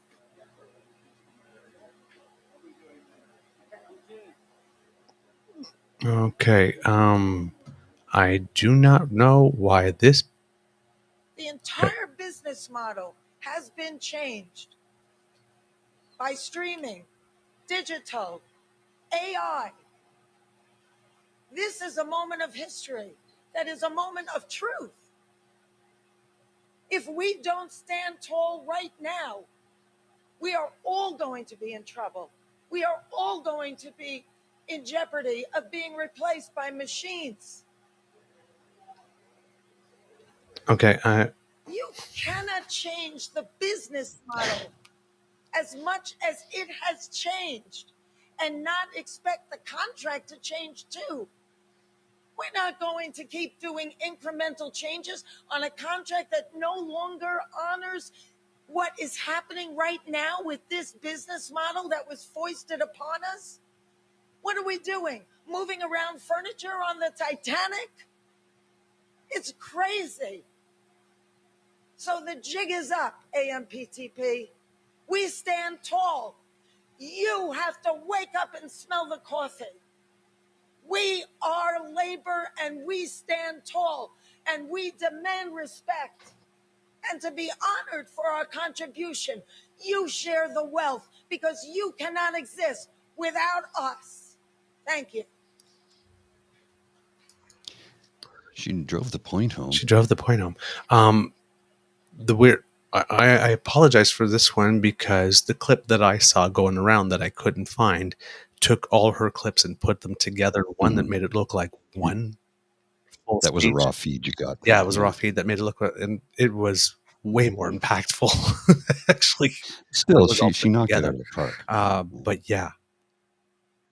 Well, let's stay on labor. I have a clip for you here. It's 1 minute and 7 seconds from the best looking delivery driver I've ever seen in my life. You'll see what I mean in a second. Yeah, 42 an hour is definitely not enough.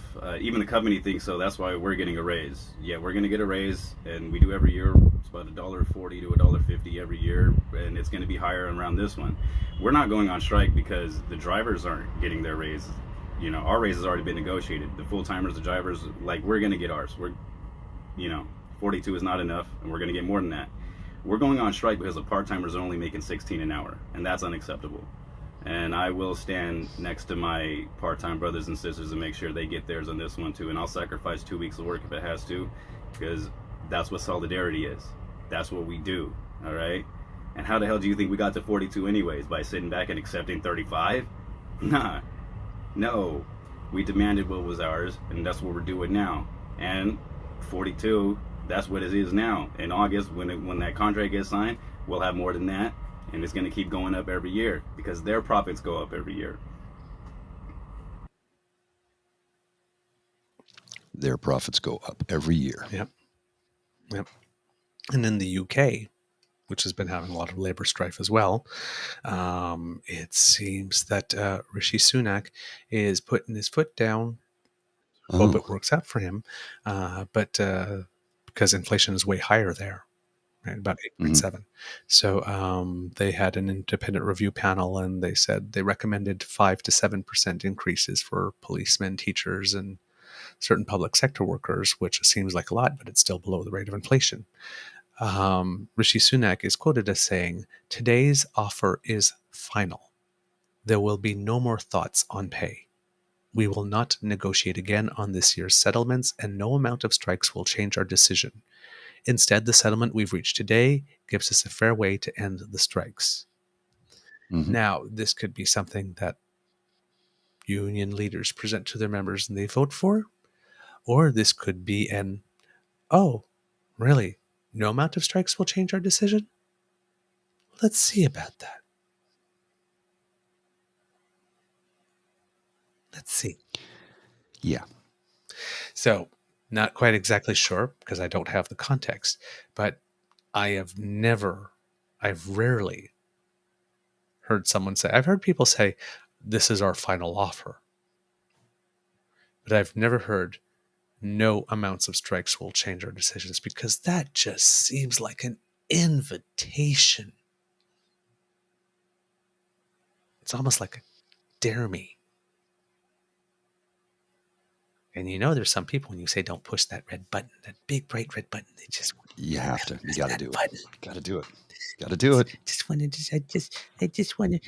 I really just want to press the button. It's like, oh, yeah. Yeah, Kitlan, we're not negotiating. This seems like a poor negotiating tactic. But again, look at the contrast, right, between Seamus O'Regan. Because you're not that far apart, and how far apart you are does not justify further disruption. We're going to have somebody come in, split the difference, make you a settlement offer. This one was an independent review board said, this is what you should get. We agree with it, and this is what you get. Slight difference. Like I said, it's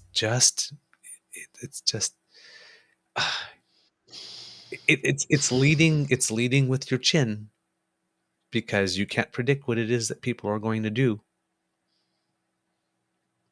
So he's trying to put a foot down. Let's see if that works out for him. Depends how bad it all depends on how mad the workers actually are. And we're about to find out, because it is still an offer that's below. All right. Let's see. Oh, that thing we talked about yesterday when we were doing the juicy U.S. news about this guy, Ray Epps, who's suing Fox again. Something I missed in the reporting, but found out after. Just a little tidbit. Turns out that the lawyer who is representing Mr. Ray Epps is the same lawyer Dominion Voting Services hired when they got over $700 million from Fox. Wow. I'm thinking he has a real good case.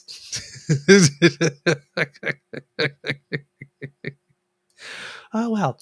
And when we told you that thing about the Iowa abortion ban, turns out that Iowa Republican, of course, State Governor Kim, female, Reynolds, there's a special place in hell, as Madeleine Albright would say, called a special one-day marathon 15-hour session of the Assembly solely for the purpose of passing this law. That's how dedicated and determined these people are to taking away your rights. And it's like, and everything that's happened in the United States, it's literally a preview of what they have planned for here, if we let them. And when she did that, she said something like, justice for the unborn should not be delayed. Just for the unborn.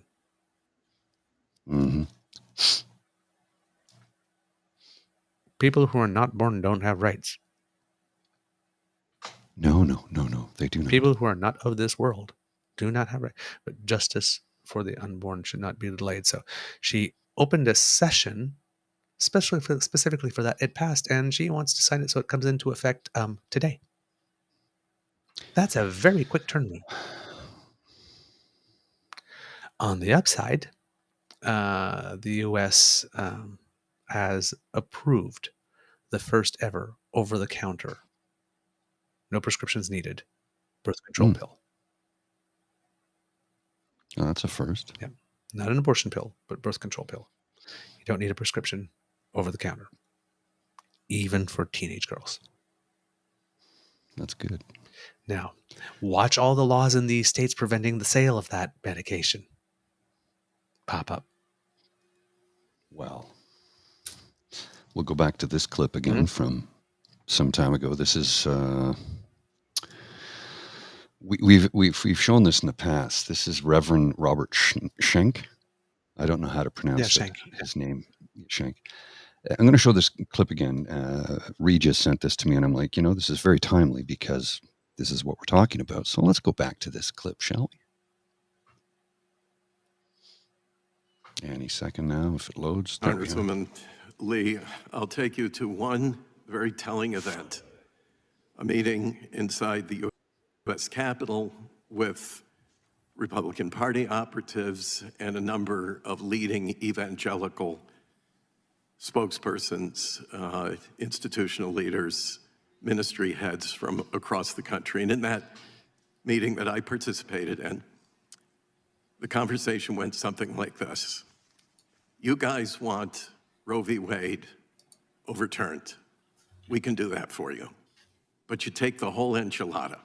You take the whole thing. You take everything else that comes with it. Because if you want Roe gone, you have to work with us. So you take it all. I was at the table, and I watched my colleagues nod uncomfortably, but from that point on, the community that I had served and still do made a deal with the devil. And that deal was that we would support everything on the conservative agenda, whether or not we had conscientious conflict with it. The means were justified by the end of that. And it also meant that you had to approach the Supreme Court in a different way, that they had to be influenced? Well, certainly we had to do everything we could to ensure that the justices would be resolved to begin laying the groundwork for the reversal of Roe. Mm-hmm. That's heavy. That was a testimony delivered on December 8th, 2022 to the U.S. House of Representatives Committee on the Judiciary. And Reverend Dr. Robert Leonard Schenck, who is an ordained evangelical minister of 40 years and the former lead missionary for Faith and Action in the Nation's Capital, a religious organization active on Capitol Hill between 1995 and 2018. Since 2015, he became the founding president of the Dietrich Bonhoeffer Institute in Washington, D.C., named after the renowned World War II German theologian and Nazi resistor, who worked to protect the German evangelical church from Nazi co-option before being executed at the Flossenburg concentration camp in the waning days of the war. The institute he now represents supports and encourages ethical and morally courageous leaders to address the social crises of their time and has taken a particular interest in gun violence prevention and immigration issues. In his testimony, he said that until recently he was a national leader in the anti-abortion movement and was based in Buffalo, New York. And that his most ambitious undertaking was Operation Higher Court, which involved recruiting, training, and deploying wealthy volunteer couples who they paired with sympathetic Supreme Court justices and their spouses to bolster, encourage, and applaud the justices' conservative opinions. So basically adopt a justice. Mm-hmm. Sort of like Harlan Crow was doing, where he really adopted Clarence Thomas, actually gave his mom a free place to live. $10,000 vacations, luxury yachts, cigars, cigarettes, fresh mints, cigars, cigarettes, fresh mints. Yeah. While I will describe that effort in more detail, well, anyway, he says like this. He described the effort in detail, which is what you saw in some of the testimony here. But like the Reverend Michael Corwin, who he interviewed, something happened somewhere along the way in his faith. It was around 10 years ago I started questioning my religious community's positions on guns, abortion, same-sex marriage, and religious liberty, among other concerns. I eventually broke with the orthodoxy I had long followed and became a dissenting voice among my culturally and theologically conservative peers. Finally, in 2018, I closed down Operation Higher Court and its parent organization, Faith and Action. Today, I advocate for an empathetic, humane, and reality-based approach to complex moral problems and personal crises, respecting the dignity, autonomy, and moral agency of the individuals involved. My 2018 book, Costly Grace, an Evangelical Minister's Rediscovery of Faith, Hope, and Love, tells the story of that transition. Crisis of conscience, right? Crisis of conscience. When the person comes to realization that I've been wrong all this time and I've hurt people,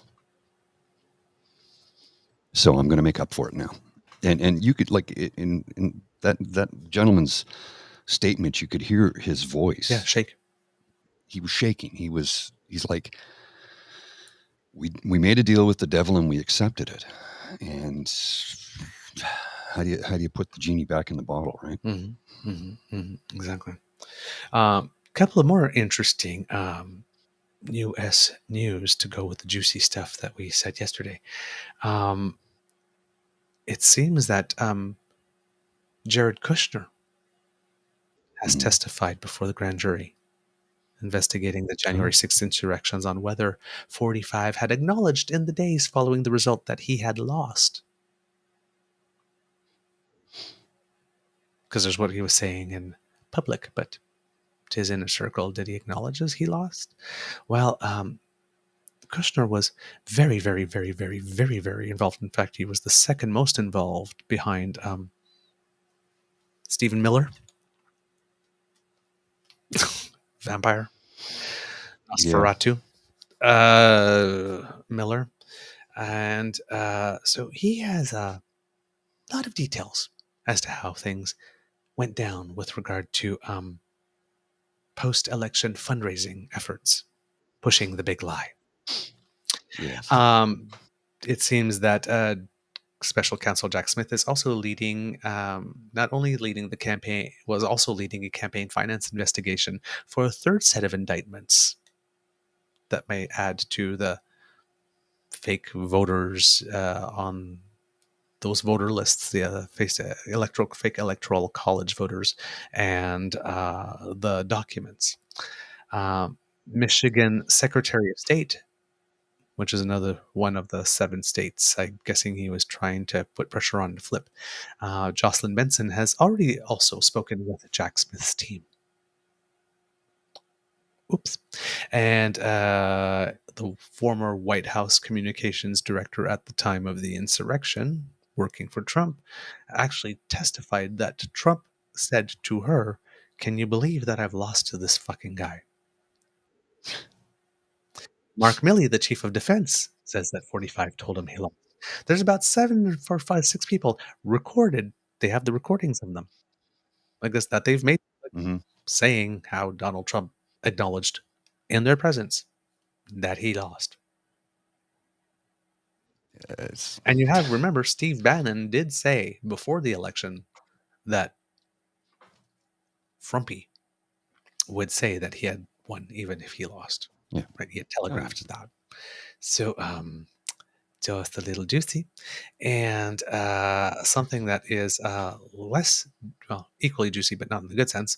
Back in 2021, the state of Georgia with Governor Brian Kemp, or he was Secretary of State Brian Kemp and then become Governor Brian Kemp or something like that. I'm not sure. He actually was the Secretary of State of an election that he was running in. So he was actually the Secretary of State that was regulating the election that he ran in against Stacey Abrams to become the governor. No conflicts there. But it seems that they passed a law at that time to say that would allow any citizen in the state at all, for almost any reason, to challenge another citizen of the state's registration on the voter rolls. And it seems that there have been over 100,000 challenges to people being on the voter rolls. Now you say, oh my God, there must be so many people upset that these voter rolls are so poorly maintained. Yeah, those 100,000 claims were made by a total of 6 people. So apparently you have unlimited claims. One election denier submitted more than 30,000 challenges on their own. And now the Republicans want to bring in a new law to do that federally. 5 of the 6 are known associates of right-wing organizations whose leaders challenged the election results. And the data analysis of those challenges, well, surprise, surprise, they're mostly people who voted in Democratic primaries, because in the United States, for some silly reason, you need to register with the party before you vote, which lets everybody kind of know how you vote, which is really, really weird. Right? And people have access to that information. So your vote is not really secret. I mean, your actual It's vote not a is secret ballot but at all. who you are likely to have voted for is not a secret. And it seems that most of the challenges happen to voters in the Atlanta or outlying areas, which is the Democratic stronghold in the states. Just how convenient. And they're also talking about this Kemp guy. They're saying that, if Trump gets taken out because of this legal stuff, well, none of the other candidates that we have are anybody that we want either. So maybe we need to recruit something. So they're already thinking of recruiting the governor of Virginia, who just won that state, Glenn Youngkin, who's, sort of tried to do the Trump light thing, or Brian Kemp himself, the governor of Georgia. And the reason why they really want Brian Kemp, the governor of Georgia, is because he's the one, even though he's full-blown Republican, he's just as crazy as the rest of them. On this one thing, he did stand up to Trump. He didn't find them those 11,780 votes. So he can do the Mike Pence thing. Yeah. Stood up for this. He's full-born Republican, but he's not MAGA. And Mitch McConnell really, really wants him to run. It's a difference. It's like conservatives and progressive conservatives. Right. Yeah. And I've got a case in point. Except the conservatives in the United States are not even progressive. I mean, there's it's mostly the United States. There's conservatives and then MAGA conservatives, but there is no progressive. No, there's nothing progressive.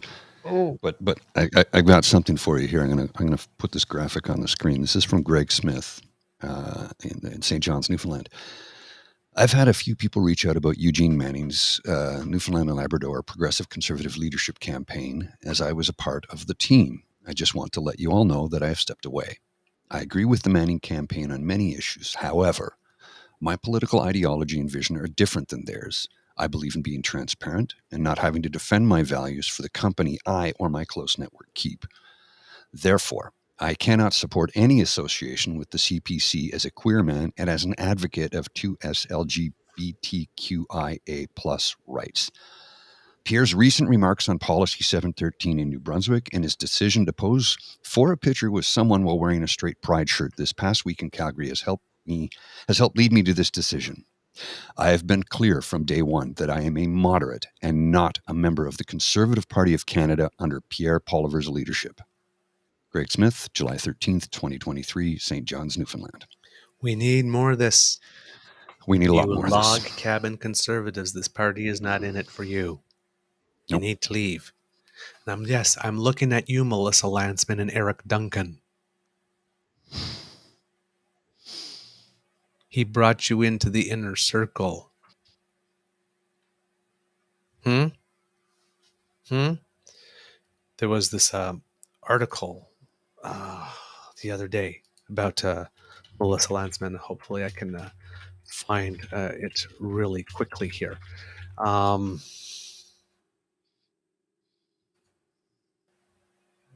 No, not really quickly. Unfortunately. I got some. Do you have it? I've got some. Yeah, I got something else for you. No. Okay, but do you have the in the morning thing, the article? No, I don't have the article. Okay, sorry, I don't have the article. Okay, the thing with Melissa Landsman, right? We remember Miss Stock Photo. Mm-hmm. Chevlas, with the empty Chevlas. They didn't even fill shelves correctly. Chevlas. And remember at one point somebody said or accused her of siding with the Nazis. And then she stood up in the House and she got all upset that someone would dare accuse her, a member of the Jewish faith, of supporting Nazis. And while she was standing up there and she was all doing that fiery defense, trading on her religion for likes and clicks, kind of forgot to mention that she was lesbian, and that she also objected to the insinuation that she would help Nazis on the basis that she was a lesbian, because that pink triangle basically came from nowhere. Yeah. There was an article in the Globe and Mail on November 20th, 2019, and it says the Conservatives can't be stuck in the past on LGBTQ rights. 4 years later, clearly they are. And it was written by Mr. Grizzly, if you will put it up, please. Sir.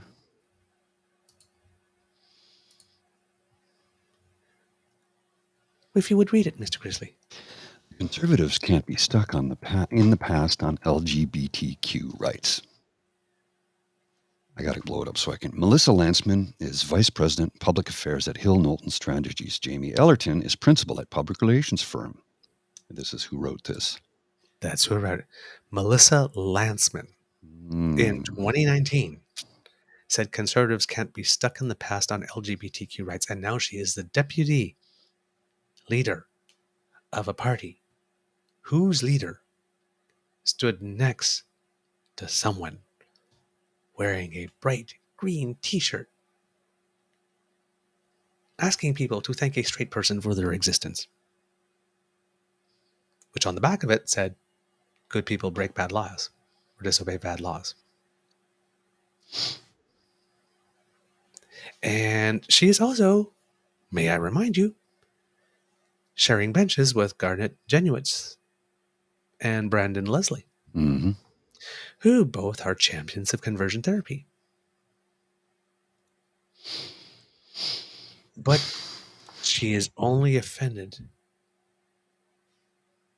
at the suggestion that she may have aided and abetted or provided comfort to Nazis or neo-Nazis or wannabe Nazis or just general bigots on the basis of her faith solely, but not her sexual orientation, which she will not stand up for. She did not stand up for, even though she read an article. You got to stop being stuck in the past. Seems to me that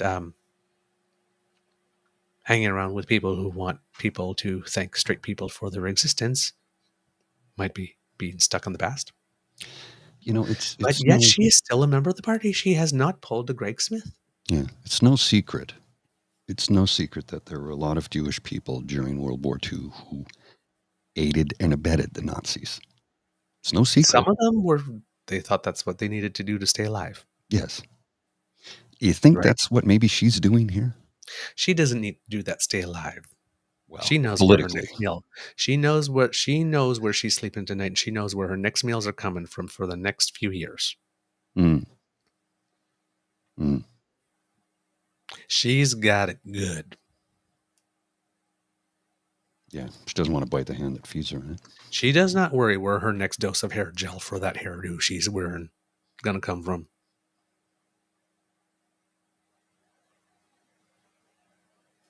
She should put a little less time in her hair, and a little more with looking in a mirror and realizing that she's actually publicly denying certain parts of her because she's a conservative first. Not even Canadian first, conservative first. They seem to think that they stand apart from us as citizens. They always identify as conservatives, never Canadians. Ooh, we have a very, very important Mateo update. Mateo has just had breakfast, his vitamins, and a popsicle. He would like you all to know how incredibly unfair it is that Miss Kit Sadeka, will not give him a freezie. She told him that she would tell everyone of this hardship. I feel your pain, brother. I feel your pain. I feel your pain. But you know, Mom's got to make the rules, bro. You got to live by them. You got to live by the rules, man. You had a popsicle, right? Breakfast, which is kind vitamins, of like a popsicle, which is kind of like a freezie. Yeah, in a way. I know it's not exactly the same thing. It's kind of. So maybe you want to just, make sure that your ice cold treats are spread out throughout the day. Maybe you can't have another freezie right now, but maybe you could have a freezie later. You never know. But believe me, this situation is not forever. There will be a freezy that will come your way at some point. I promise you. Mm-hmm. Okay? Now, you have some very important stuff to do today. You got lots of playing to get to. Get on it, brother. Because we're counting on you. Because if you're not playing today, then there might not be enough playing going on in the world. And you gotta get out there and have a good time. You gotta get out there and have a good time. You know. So have a great day. You know, have some fun. Make your mom and your papa proud. Make your sisters proud. And then who knows? Maybe later on, a freezy will magically appear. Mm-hmm. You know, I'm not saying it will, but you never know. There's a possibility. And you got to keep hope alive. Keep hope alive. Keep hope alive, my man.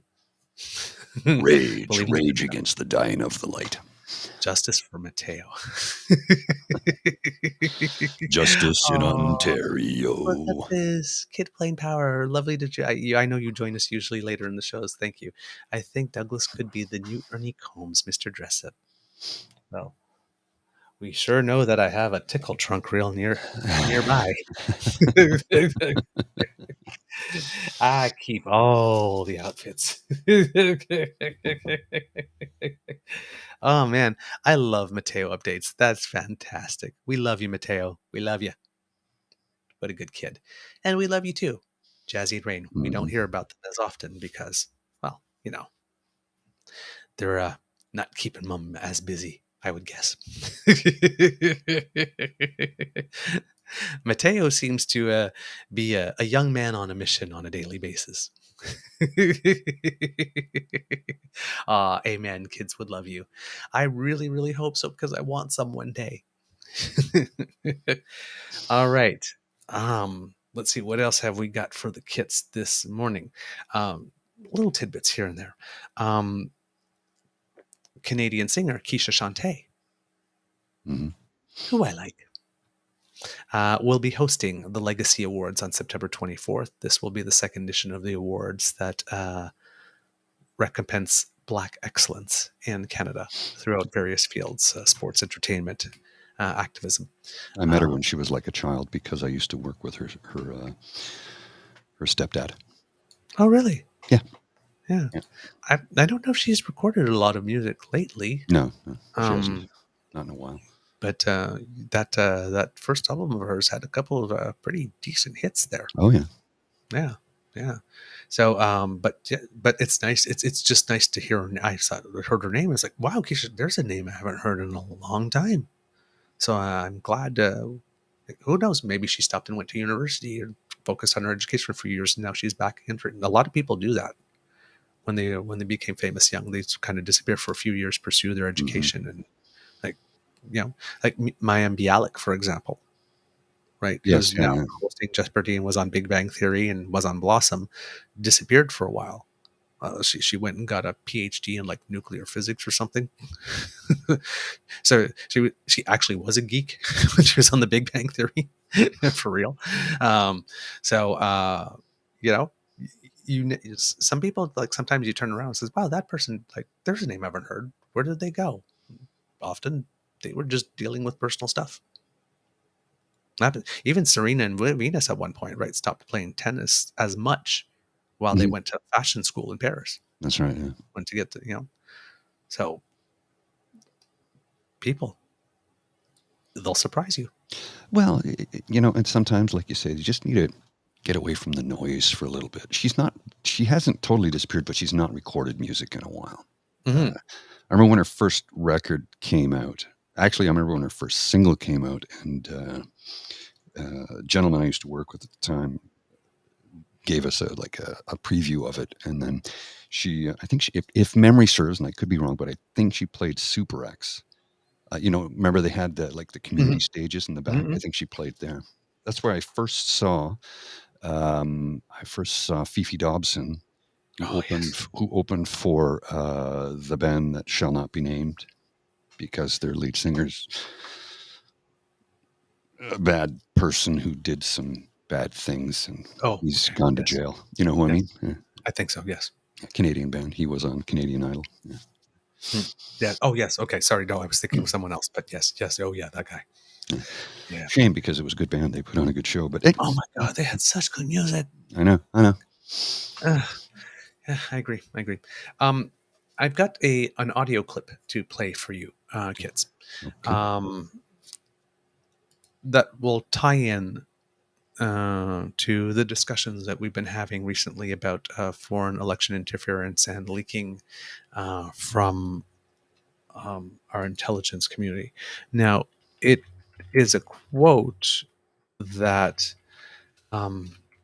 is US based and has everything to do with the US, the whole context and everything. But if you apply it to Canada, what this person is saying, to how that was, how that everything unfolded here, it really does have resonance. And the person who I'm speaking of is Peter Paul Strzok.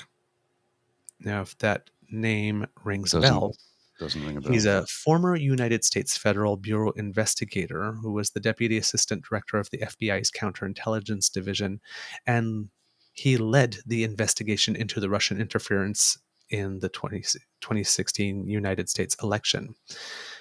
He had previously been the chief of the division's counter-espionage section and led the investigation into Hillary Clinton's use of a personal email server. This is from Wikipedia.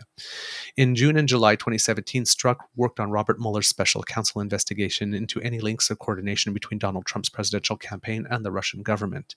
In July 2017, Mueller removed Strzok from the Russia investigation after the text message exchanges between Strzok and FBI lawyer Lisa Page contained criticisms of Trump and his supporters. Remember that one? Mm-hmm. Saying, they were saying, I hope they get him or something like that. And don't worry, we have the Constitution, blah, blah, blah. And they were having an affair, of course, and that got outed. And well, not an affair. Well, I'm sorry, not an affair, because it's not like he was. Anyway, they were. Was there an affair, or they were just exchanging? I think people were trying to say that they had an affair. I guess we're trying to say, but it was just exchanges of emails. So this is the guy who had his reputation and his life completely upended by the Trump machine. A bit like Hang Don. Mm-hmm. Had his life upended and torn apart. This is what he has to say about these types of things. All right, kids, here we go. That, coupled with the fake screenshots, I mean, it's just a complete takedown of every single IRS whistleblower claim. And here's the deal. If you're an investigator, if you're a prosecutor, you make your case with a charging document, and then you take it to trial. If you don't have a case, you don't talk about it. Now, there are reasons and times there might be a legitimate problem that a whistleblower action might be appropriate where you go to Congress. The responsible way to do that is you go to the committee.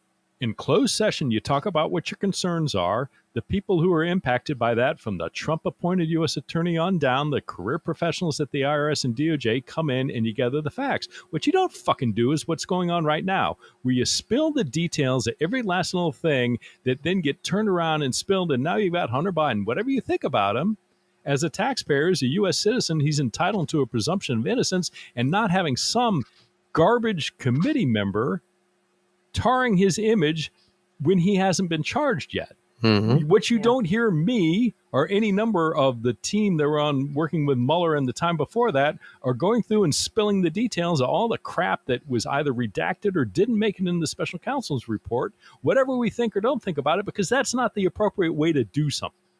And if you're going to go out there and you're like, somehow I have a different set of standards because this is Biden and Crooked Joe and Evil Hunter and the laptop and the dick pics, shut up. There's one fucking standard. There's one fucking standard. And if you have a whistleblower problem, go to the committee, present your facts behind closed doors, let the committee, who has subpoena power and everything else, get all those Trump-appointed U.S. attorneys, get a former Attorney General Bill Barr in there to talk about it.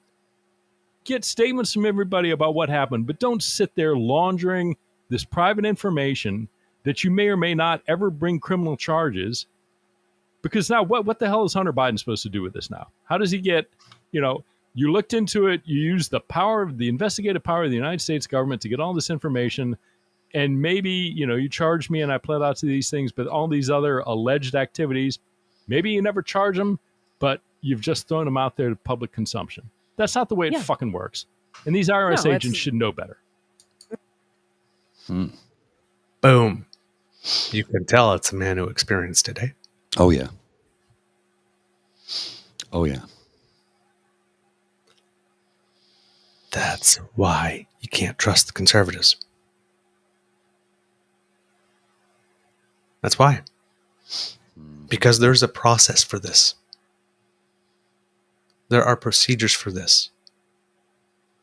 And what did they do? They laundered it all out in public, replaced Hunter Biden in that quote by Han Dong. Now, with Han Dong, we didn't find out any additional stuff about his personal life, like was the case for Hunter Biden. But seriously, right, as Evan Scrimshaw said in his interview with us. So let's see, he was going to run in one riding, and then he found out that Adam Vaughn was going to run there, and while Adam Vaughn could basically write his ticket forever, so he just went down the street and went into riding next door. Ooh, big conspiracy. Ooh, that's why he changed riding, so the communist government of the People's Republic of China could interfere and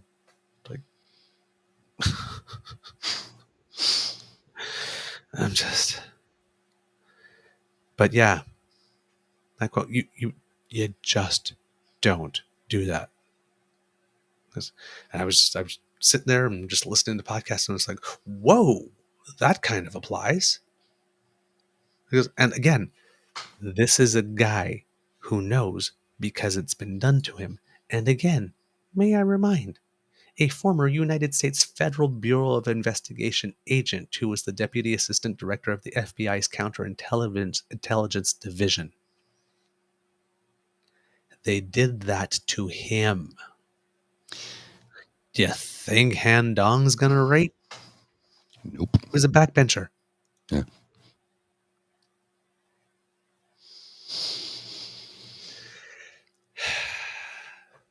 These people are out of order.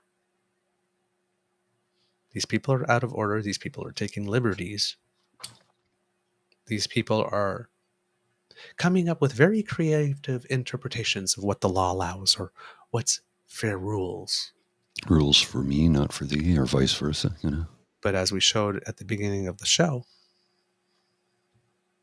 once you show up at their place with a pile of dirt and some red paint, watch them run away. Run away. Run away. Call the police. Call the police. Call security. Call security. Mm-hmm.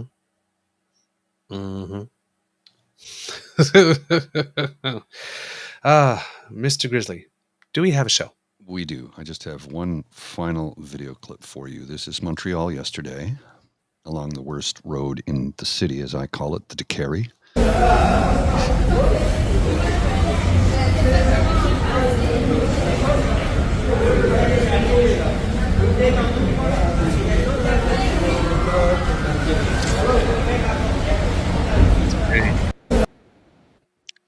For people who are at home, it was basically the Décarie Causeway super flooded with cars, water way up to the height of the top of the passenger door with a couple of people sitting on the tops of the car. Yeah. And for those of you who are unfamiliar with the Décarie, it is a north-south artery that is actually below grade. I always thought it was the stupidest design for a highway. Like, if you break down, where do you go? Like, where do you go? You're screwed. If you break down on the Décarie, you have to wait until a tow truck comes because you can't walk. You cannot get out of your vehicle. There's nowhere to go. What, are you going to scale up a 35-foot wall? No. Stupidest highway ever built.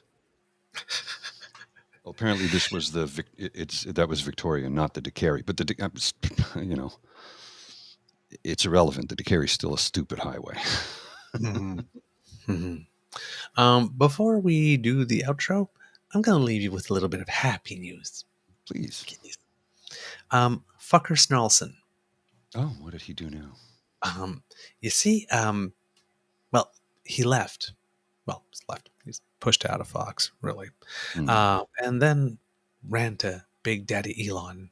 Said, like, let me have a show on Twitter. So he's got a show on Twitter.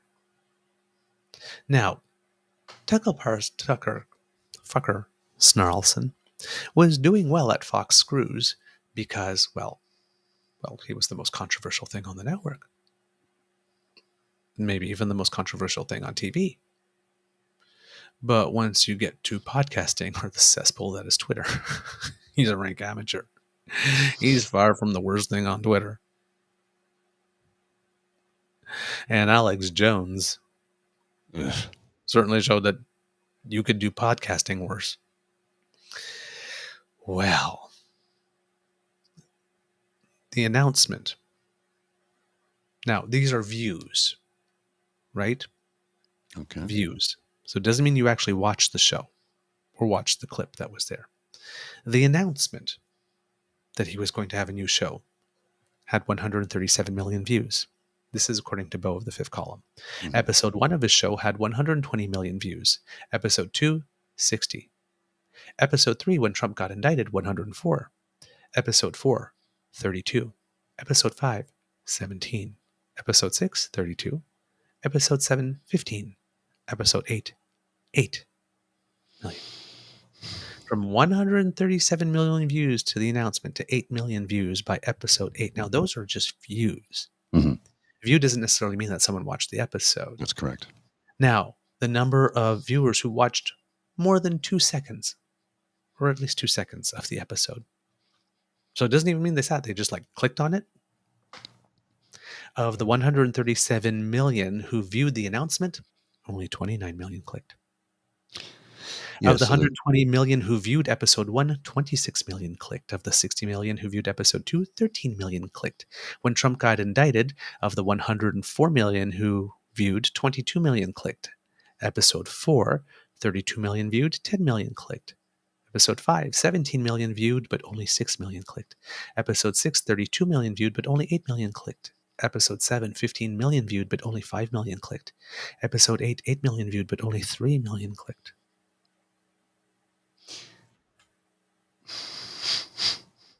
He's not selling. Go figure. And the interesting thing is, like, a view versus a watch is different.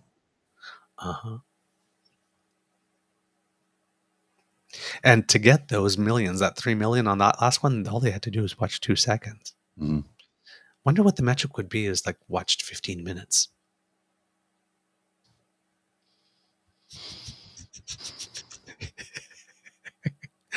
Put them in a wind tunnel and let them scream until they're hoarse. Mr. Grizzly, on that wonderful, wonderful news, I think it's time to end the show. So, kids, I think that's the end of this edition of the Daily Beaver Morning Show here on the Crier Media Network. We hope that you love listening to us because we really loved making this for you. We really do. Hey, I don't get up this early for anyone. Just saying. Remember that sharing is caring and word of mouth is priceless, so let your peeps know about us because democracy is something that you do. Yes, totally self-serving. Write your MPs, your senators, your media people. Let them know that you are not really cool with Green Shirt Guy and you're really not cool with Danielle and Peeair taking pictures with them and you're really not cool when media has people to talk about it and then they just give them a free pass. Like Danielle Smith the other day when she's saying, oh, look, I talk about 1,000 people. And whenever you say look, she's going to lie, right? What's going to come next? Wow. But here's the thing, right? I don't support the message. I didn't read the t-shirt. And of course I support the gay and lesbian community. That's not actually an apology. No. That's explaining it away. The words I'm sorry were not contained in there whatsoever. And when these situations come around, I would really like the journalist to turn around rather than saying, let her get the statement and skate by going. So What did the message on the shirt, now that you know what it is, what does it mean to you, and why is it something that you can't support? Because our friend Nate Pike says that Danielle Smith is always very good on script and on script. Well, I didn't see the t-shirt, and I meet with a lot of people, and you have to look and see. When people come to me all the time, you don't read all the t-shirts, but I've always supported the gay and lesbian community, and I don't agree with that. Yeah, that's the script. Why don't you support the message, and what does that message mean to you? Explain what the message of that shirt means, Peeair. She doesn't have a script for that. I bet you if somebody asked her that, she'd swell up and fall apart. Well, you got to ask the right question. I've got to ask the right question. I've got something here from our good buddy Nate Pike at the Breakdown. I'm going to put this on the screen. Just this is who Danielle Smith is. I'll blow this up so we can see it a little bit better. 2 months ago, Smith was calling out Notley for bringing in things the NDP didn't campaign on. Then said that the UCP weren't campaigning on removing Alberta from the CPP, the Canada Pension Plan. Today, she instructed her Minister of Finance to explore removing Alberta from the CPP. I won't touch the Greenbelt. Watch me put my hands all over it. I won't touch the CPP. Watch me put my hands all over it. Watch me feel it right up. Well, I think that people need to look at our record and judge us on the basis of what we've managed to do. We campaigned saying that we were going to reduce corporate income taxes, and we did, and it resulted in a massive boom in investment and a massive amount of new revenues. I would say on the other side, I don't think that Ms. Notley campaigned on a carbon tax and then she implemented it. She increased taxes on personal and corporate income, and she also brought in a devastating bill on farmers that she says she's going to bring back. So I think that she's got a lot to answer for too. Okay, before I let you go, we haven't heard a lot about this so far. Some of the more bold issues you've talked about previously before this election campaign, including the Alberta Sovereignty Within United Canada Act, scrapping the RCMP, and perhaps what I'm most curious about, removing Alberta from the Canadian Pension Plan to set up an Alberta Revenue Agency. Do you still stand by these, and do they have a place on the campaign trail? Well, they're not in our campaign, because I think we've got so many things that we have done that we're excited about. What about the issue of trust? They're not in our campaign, not in our policy book. Well, we're going to do not it in anyway. our campaign. So they may have still been in our policy books. They just decided not to talk about it. Fun with words. Fun with words. You got to pay attention to all the words in the sentence. And you can't remove any or add any of your own. You got to. That phrasing was a choice in our campaign, not in our policy book. Eyes wide open, kids. Ears wide open too. If you really like this podcast, you can find us on the Crier Media Network, as well as all Beaver Grizzly friendly platforms. Stars and reviews are appreciated. Kit Toronto D, every time I hear her, I want to punch myself in the face. Kit Plain Power, Danielle is a skilled liar. And it's true, right? Nate Pike said, the first thing you got to understand about Danielle Smith is that she will lie. Once you understand that when Danielle Smith is in trouble, that the first thing she will do always, each and every time, is lie, then you can begin to understand how she operates. And then somebody else said, when you read a Danielle Smith tweet, do you hear her voice? It's like every damn time. Same thing with PPs. I cannot help but hear their voice in my head when I read their tweets. Every damn time. Oh yeah. We love to hear from you. We'd much rather hear from you than hear from them. Trust me. Reach us on our Facebook at True North Eager Beaver. Make us happy. Write to us on our Twitter feed at True Eager, or by email via truenortheagerbeaver@gmail.com. And Kits, you've been posting some lovely, lovely, lovely compliments about us on Twitter. And my friend Ray, who used to be with us on Crier, who's doing stuff with job skills. You posted really, really, really something nice about me the other day that you really did not have to do, because it was something that was between us, and it will remain between us. But that you told the world about it, that I was an A+++ quality human, whatever you think of my politics. when people give me a compliment, I consider the source. So, friend, that was completely unnecessary. It was completely unexpected, and I am deeply flattered and touched, and I love you. I love you. And anytime and every time. All right? Just so you know. Anytime and every time. So, again, Facebook, True North Eager Beaver, Twitter at True Eager, or by email via truenortheagerbeaver@gmail.com. We really appreciate all the compliments. Thank you, kids. And every time you retweet us and actually add something about how you like the show or what it is that you liked about the show, that really warms our hearts. So thank you. Thank you so much. Why not also subscribe to our True North Eager Beaver Media Incorporated YouTube channel? That helps us out big time. And while you're there, make like Kit Elaine and smash those buttons, the like and the subscribe one. Ooh, we have a Jazzy update. Jazzy was here watching with us. She's done school, no more theater gigs. She's not sure what direction to go into next. Ooh, is that no more theater gigs just for now, or is she moving on from theater? Inquiring minds want to know. You can subscribe to us via our pod page, podpage.com/the True North Eager Beaver, lowercase letters with a hyphen between each one of those words. And we will come straight to you when we have something fresh off the bandwidth. And talking about fresh off the bandwidth, Mr. Grizzly, again, I do not know at all, because they've not piped up at all, at who is listening to us in Italy. But once again, Mr. Grizzly, something is happening. I don't know how this is possible. We are once again among the top 100 political podcasts from anywhere around the world listened to in Italy. And I mean, and it's like, look at Farini, il podcast, il ricato di Putin, will intervista. Oh, there's a German one here, the Volkskrank Elke. There's one for French one at the bit. Like this, but there's like, How?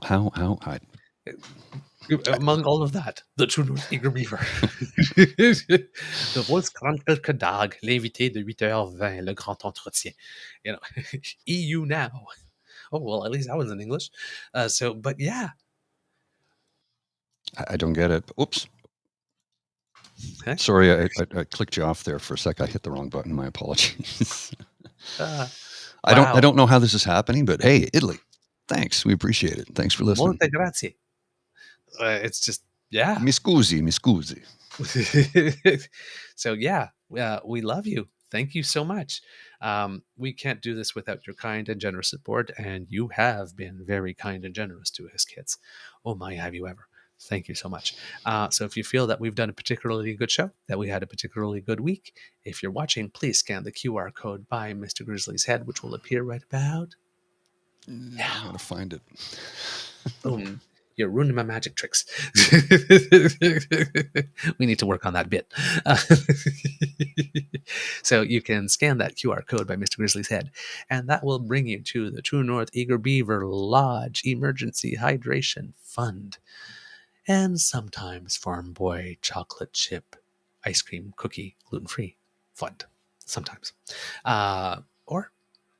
So you can let your voice prompt or your fingers do the walking to our coffee page. That's coffee spelled ko-fi.com/eagerbeaver, all in one word, lowercase letters. And that's where you can make your donation. And today I'm going to say it, Jen, to keep us moist. Because every time I try to find another word, Kit Jen posts in the chat, moist. I feel like everybody's at home going, say it. From the Beaver Lodge, this is your Eager Beaver saying, until next time, dear kids, it could be a tough world out there, so please be kind to and gentle with yourself, and given that it's hot, keep yourself moist. Mr. Grizzly, I love it when you get so discouraged with me that way. It makes my day. It makes me so happy. Not discouraged. I'm just, I got nothing. It's like, oh God. Mr. Grizzly, please elevate this podcast with your words of wisdom. Well, friends, duct tape is your friend. That's all I got. Duct tape is your friend. Interesting advice prior to the weekend. That's all I will say. Mr. Grizzly, hold it together. Hold it together.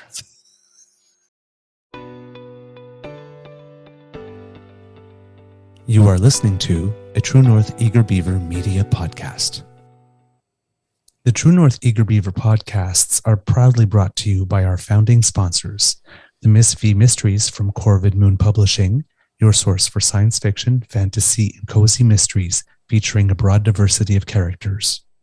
CanadianTarot.com, your uniquely Canadian online eclectic tarot community and forum, and the Peppermaster, hot pepper sauces made from fresh farm ingredients to thrill your taste buds and expand your mind.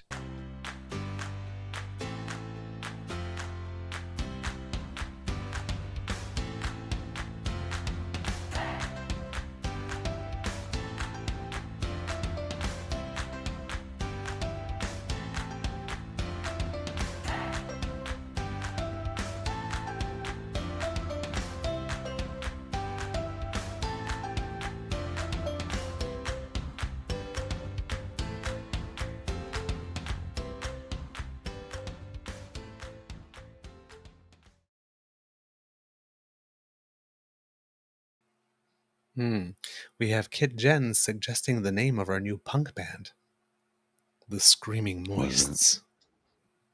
The Screaming Moists. Kits, just as your Easter egg, whether you happen to be into tennis or not, I would highly recommend watching the upcoming Wimbledon women's final. There's a lady from Tunisia named Ons Jabeur, who last year, I believe we reported on the show, became the first African woman from Africa, and I believe the first Arab woman to win a WTA title. Last year, she played in the final of Wimbledon against Elena Rybakina and lost. This year, she has defeated Bianca Andreescu, winner of the US Open, Petra Kvitova, winner twice of Wimbledon, another person whose name escapes me off the top of my head, well, Elena Rybakina, who won Wimbledon last year, and then yesterday she beat Arina Sabalenka, who just won the French Open. So she's beaten 4 Grand Slam winners 4 matches in a row to make it to the final. She is number 6 in the world right now, and she is this time the favorite. And this woman has wheels, but she plays an all-court game with all the different strokes, drop shots, slices, which is really wicked on grass. She's amazing to watch, and she's on the verge of becoming the first woman from Africa and the first Arab woman to ever win a Grand Slam title. And the last 2 matches, she lost the first set in a tiebreak and came from behind to win, ending the last sets like with 6-1 or 6-2 or 6, like just blowing up. She gets stronger as she keeps on going. And it seems that yours truly, your Eager Beaver, has been taking inspiration from her, because the last 2 tennis matches I won, right? I was like three games down and came from behind and won. Guess who's on a 3-match winning streak and did it again yesterday, Mr. Grizzly? Victorious once again, were you, sir? I was down 3-5, 1-6-5. 3 in a row. Well, I've never won 3 in a row in my life. Did you just jinx it? Maybe. I'm playing against the same guy today, 2 o'clock. Let's see if we can make it 4. Break a leg? No, you don't say that in sports. That's the theater. Smash a racket. Smash a racket. Okay. Hey, kids, smash that button. One final graphic for you, then I'm on my way out. When I hear the phrase, men don't start drama, world history will tell us otherwise. That little filing cabinet. Dana Scully. I think we're going to need a bigger filing cabinet. You think? All right, kids. Have a wonderful weekend. Oh, Monday, we will have a pre-recorded show. It will be an interview with Scott McGregor, the host of the Crier Media show Hot Wallet. We'll be talking about finances, economy, and active investing. So there you go. It's a good show. It's a good one. Check it out. Yeah. All right. See ya. See ya.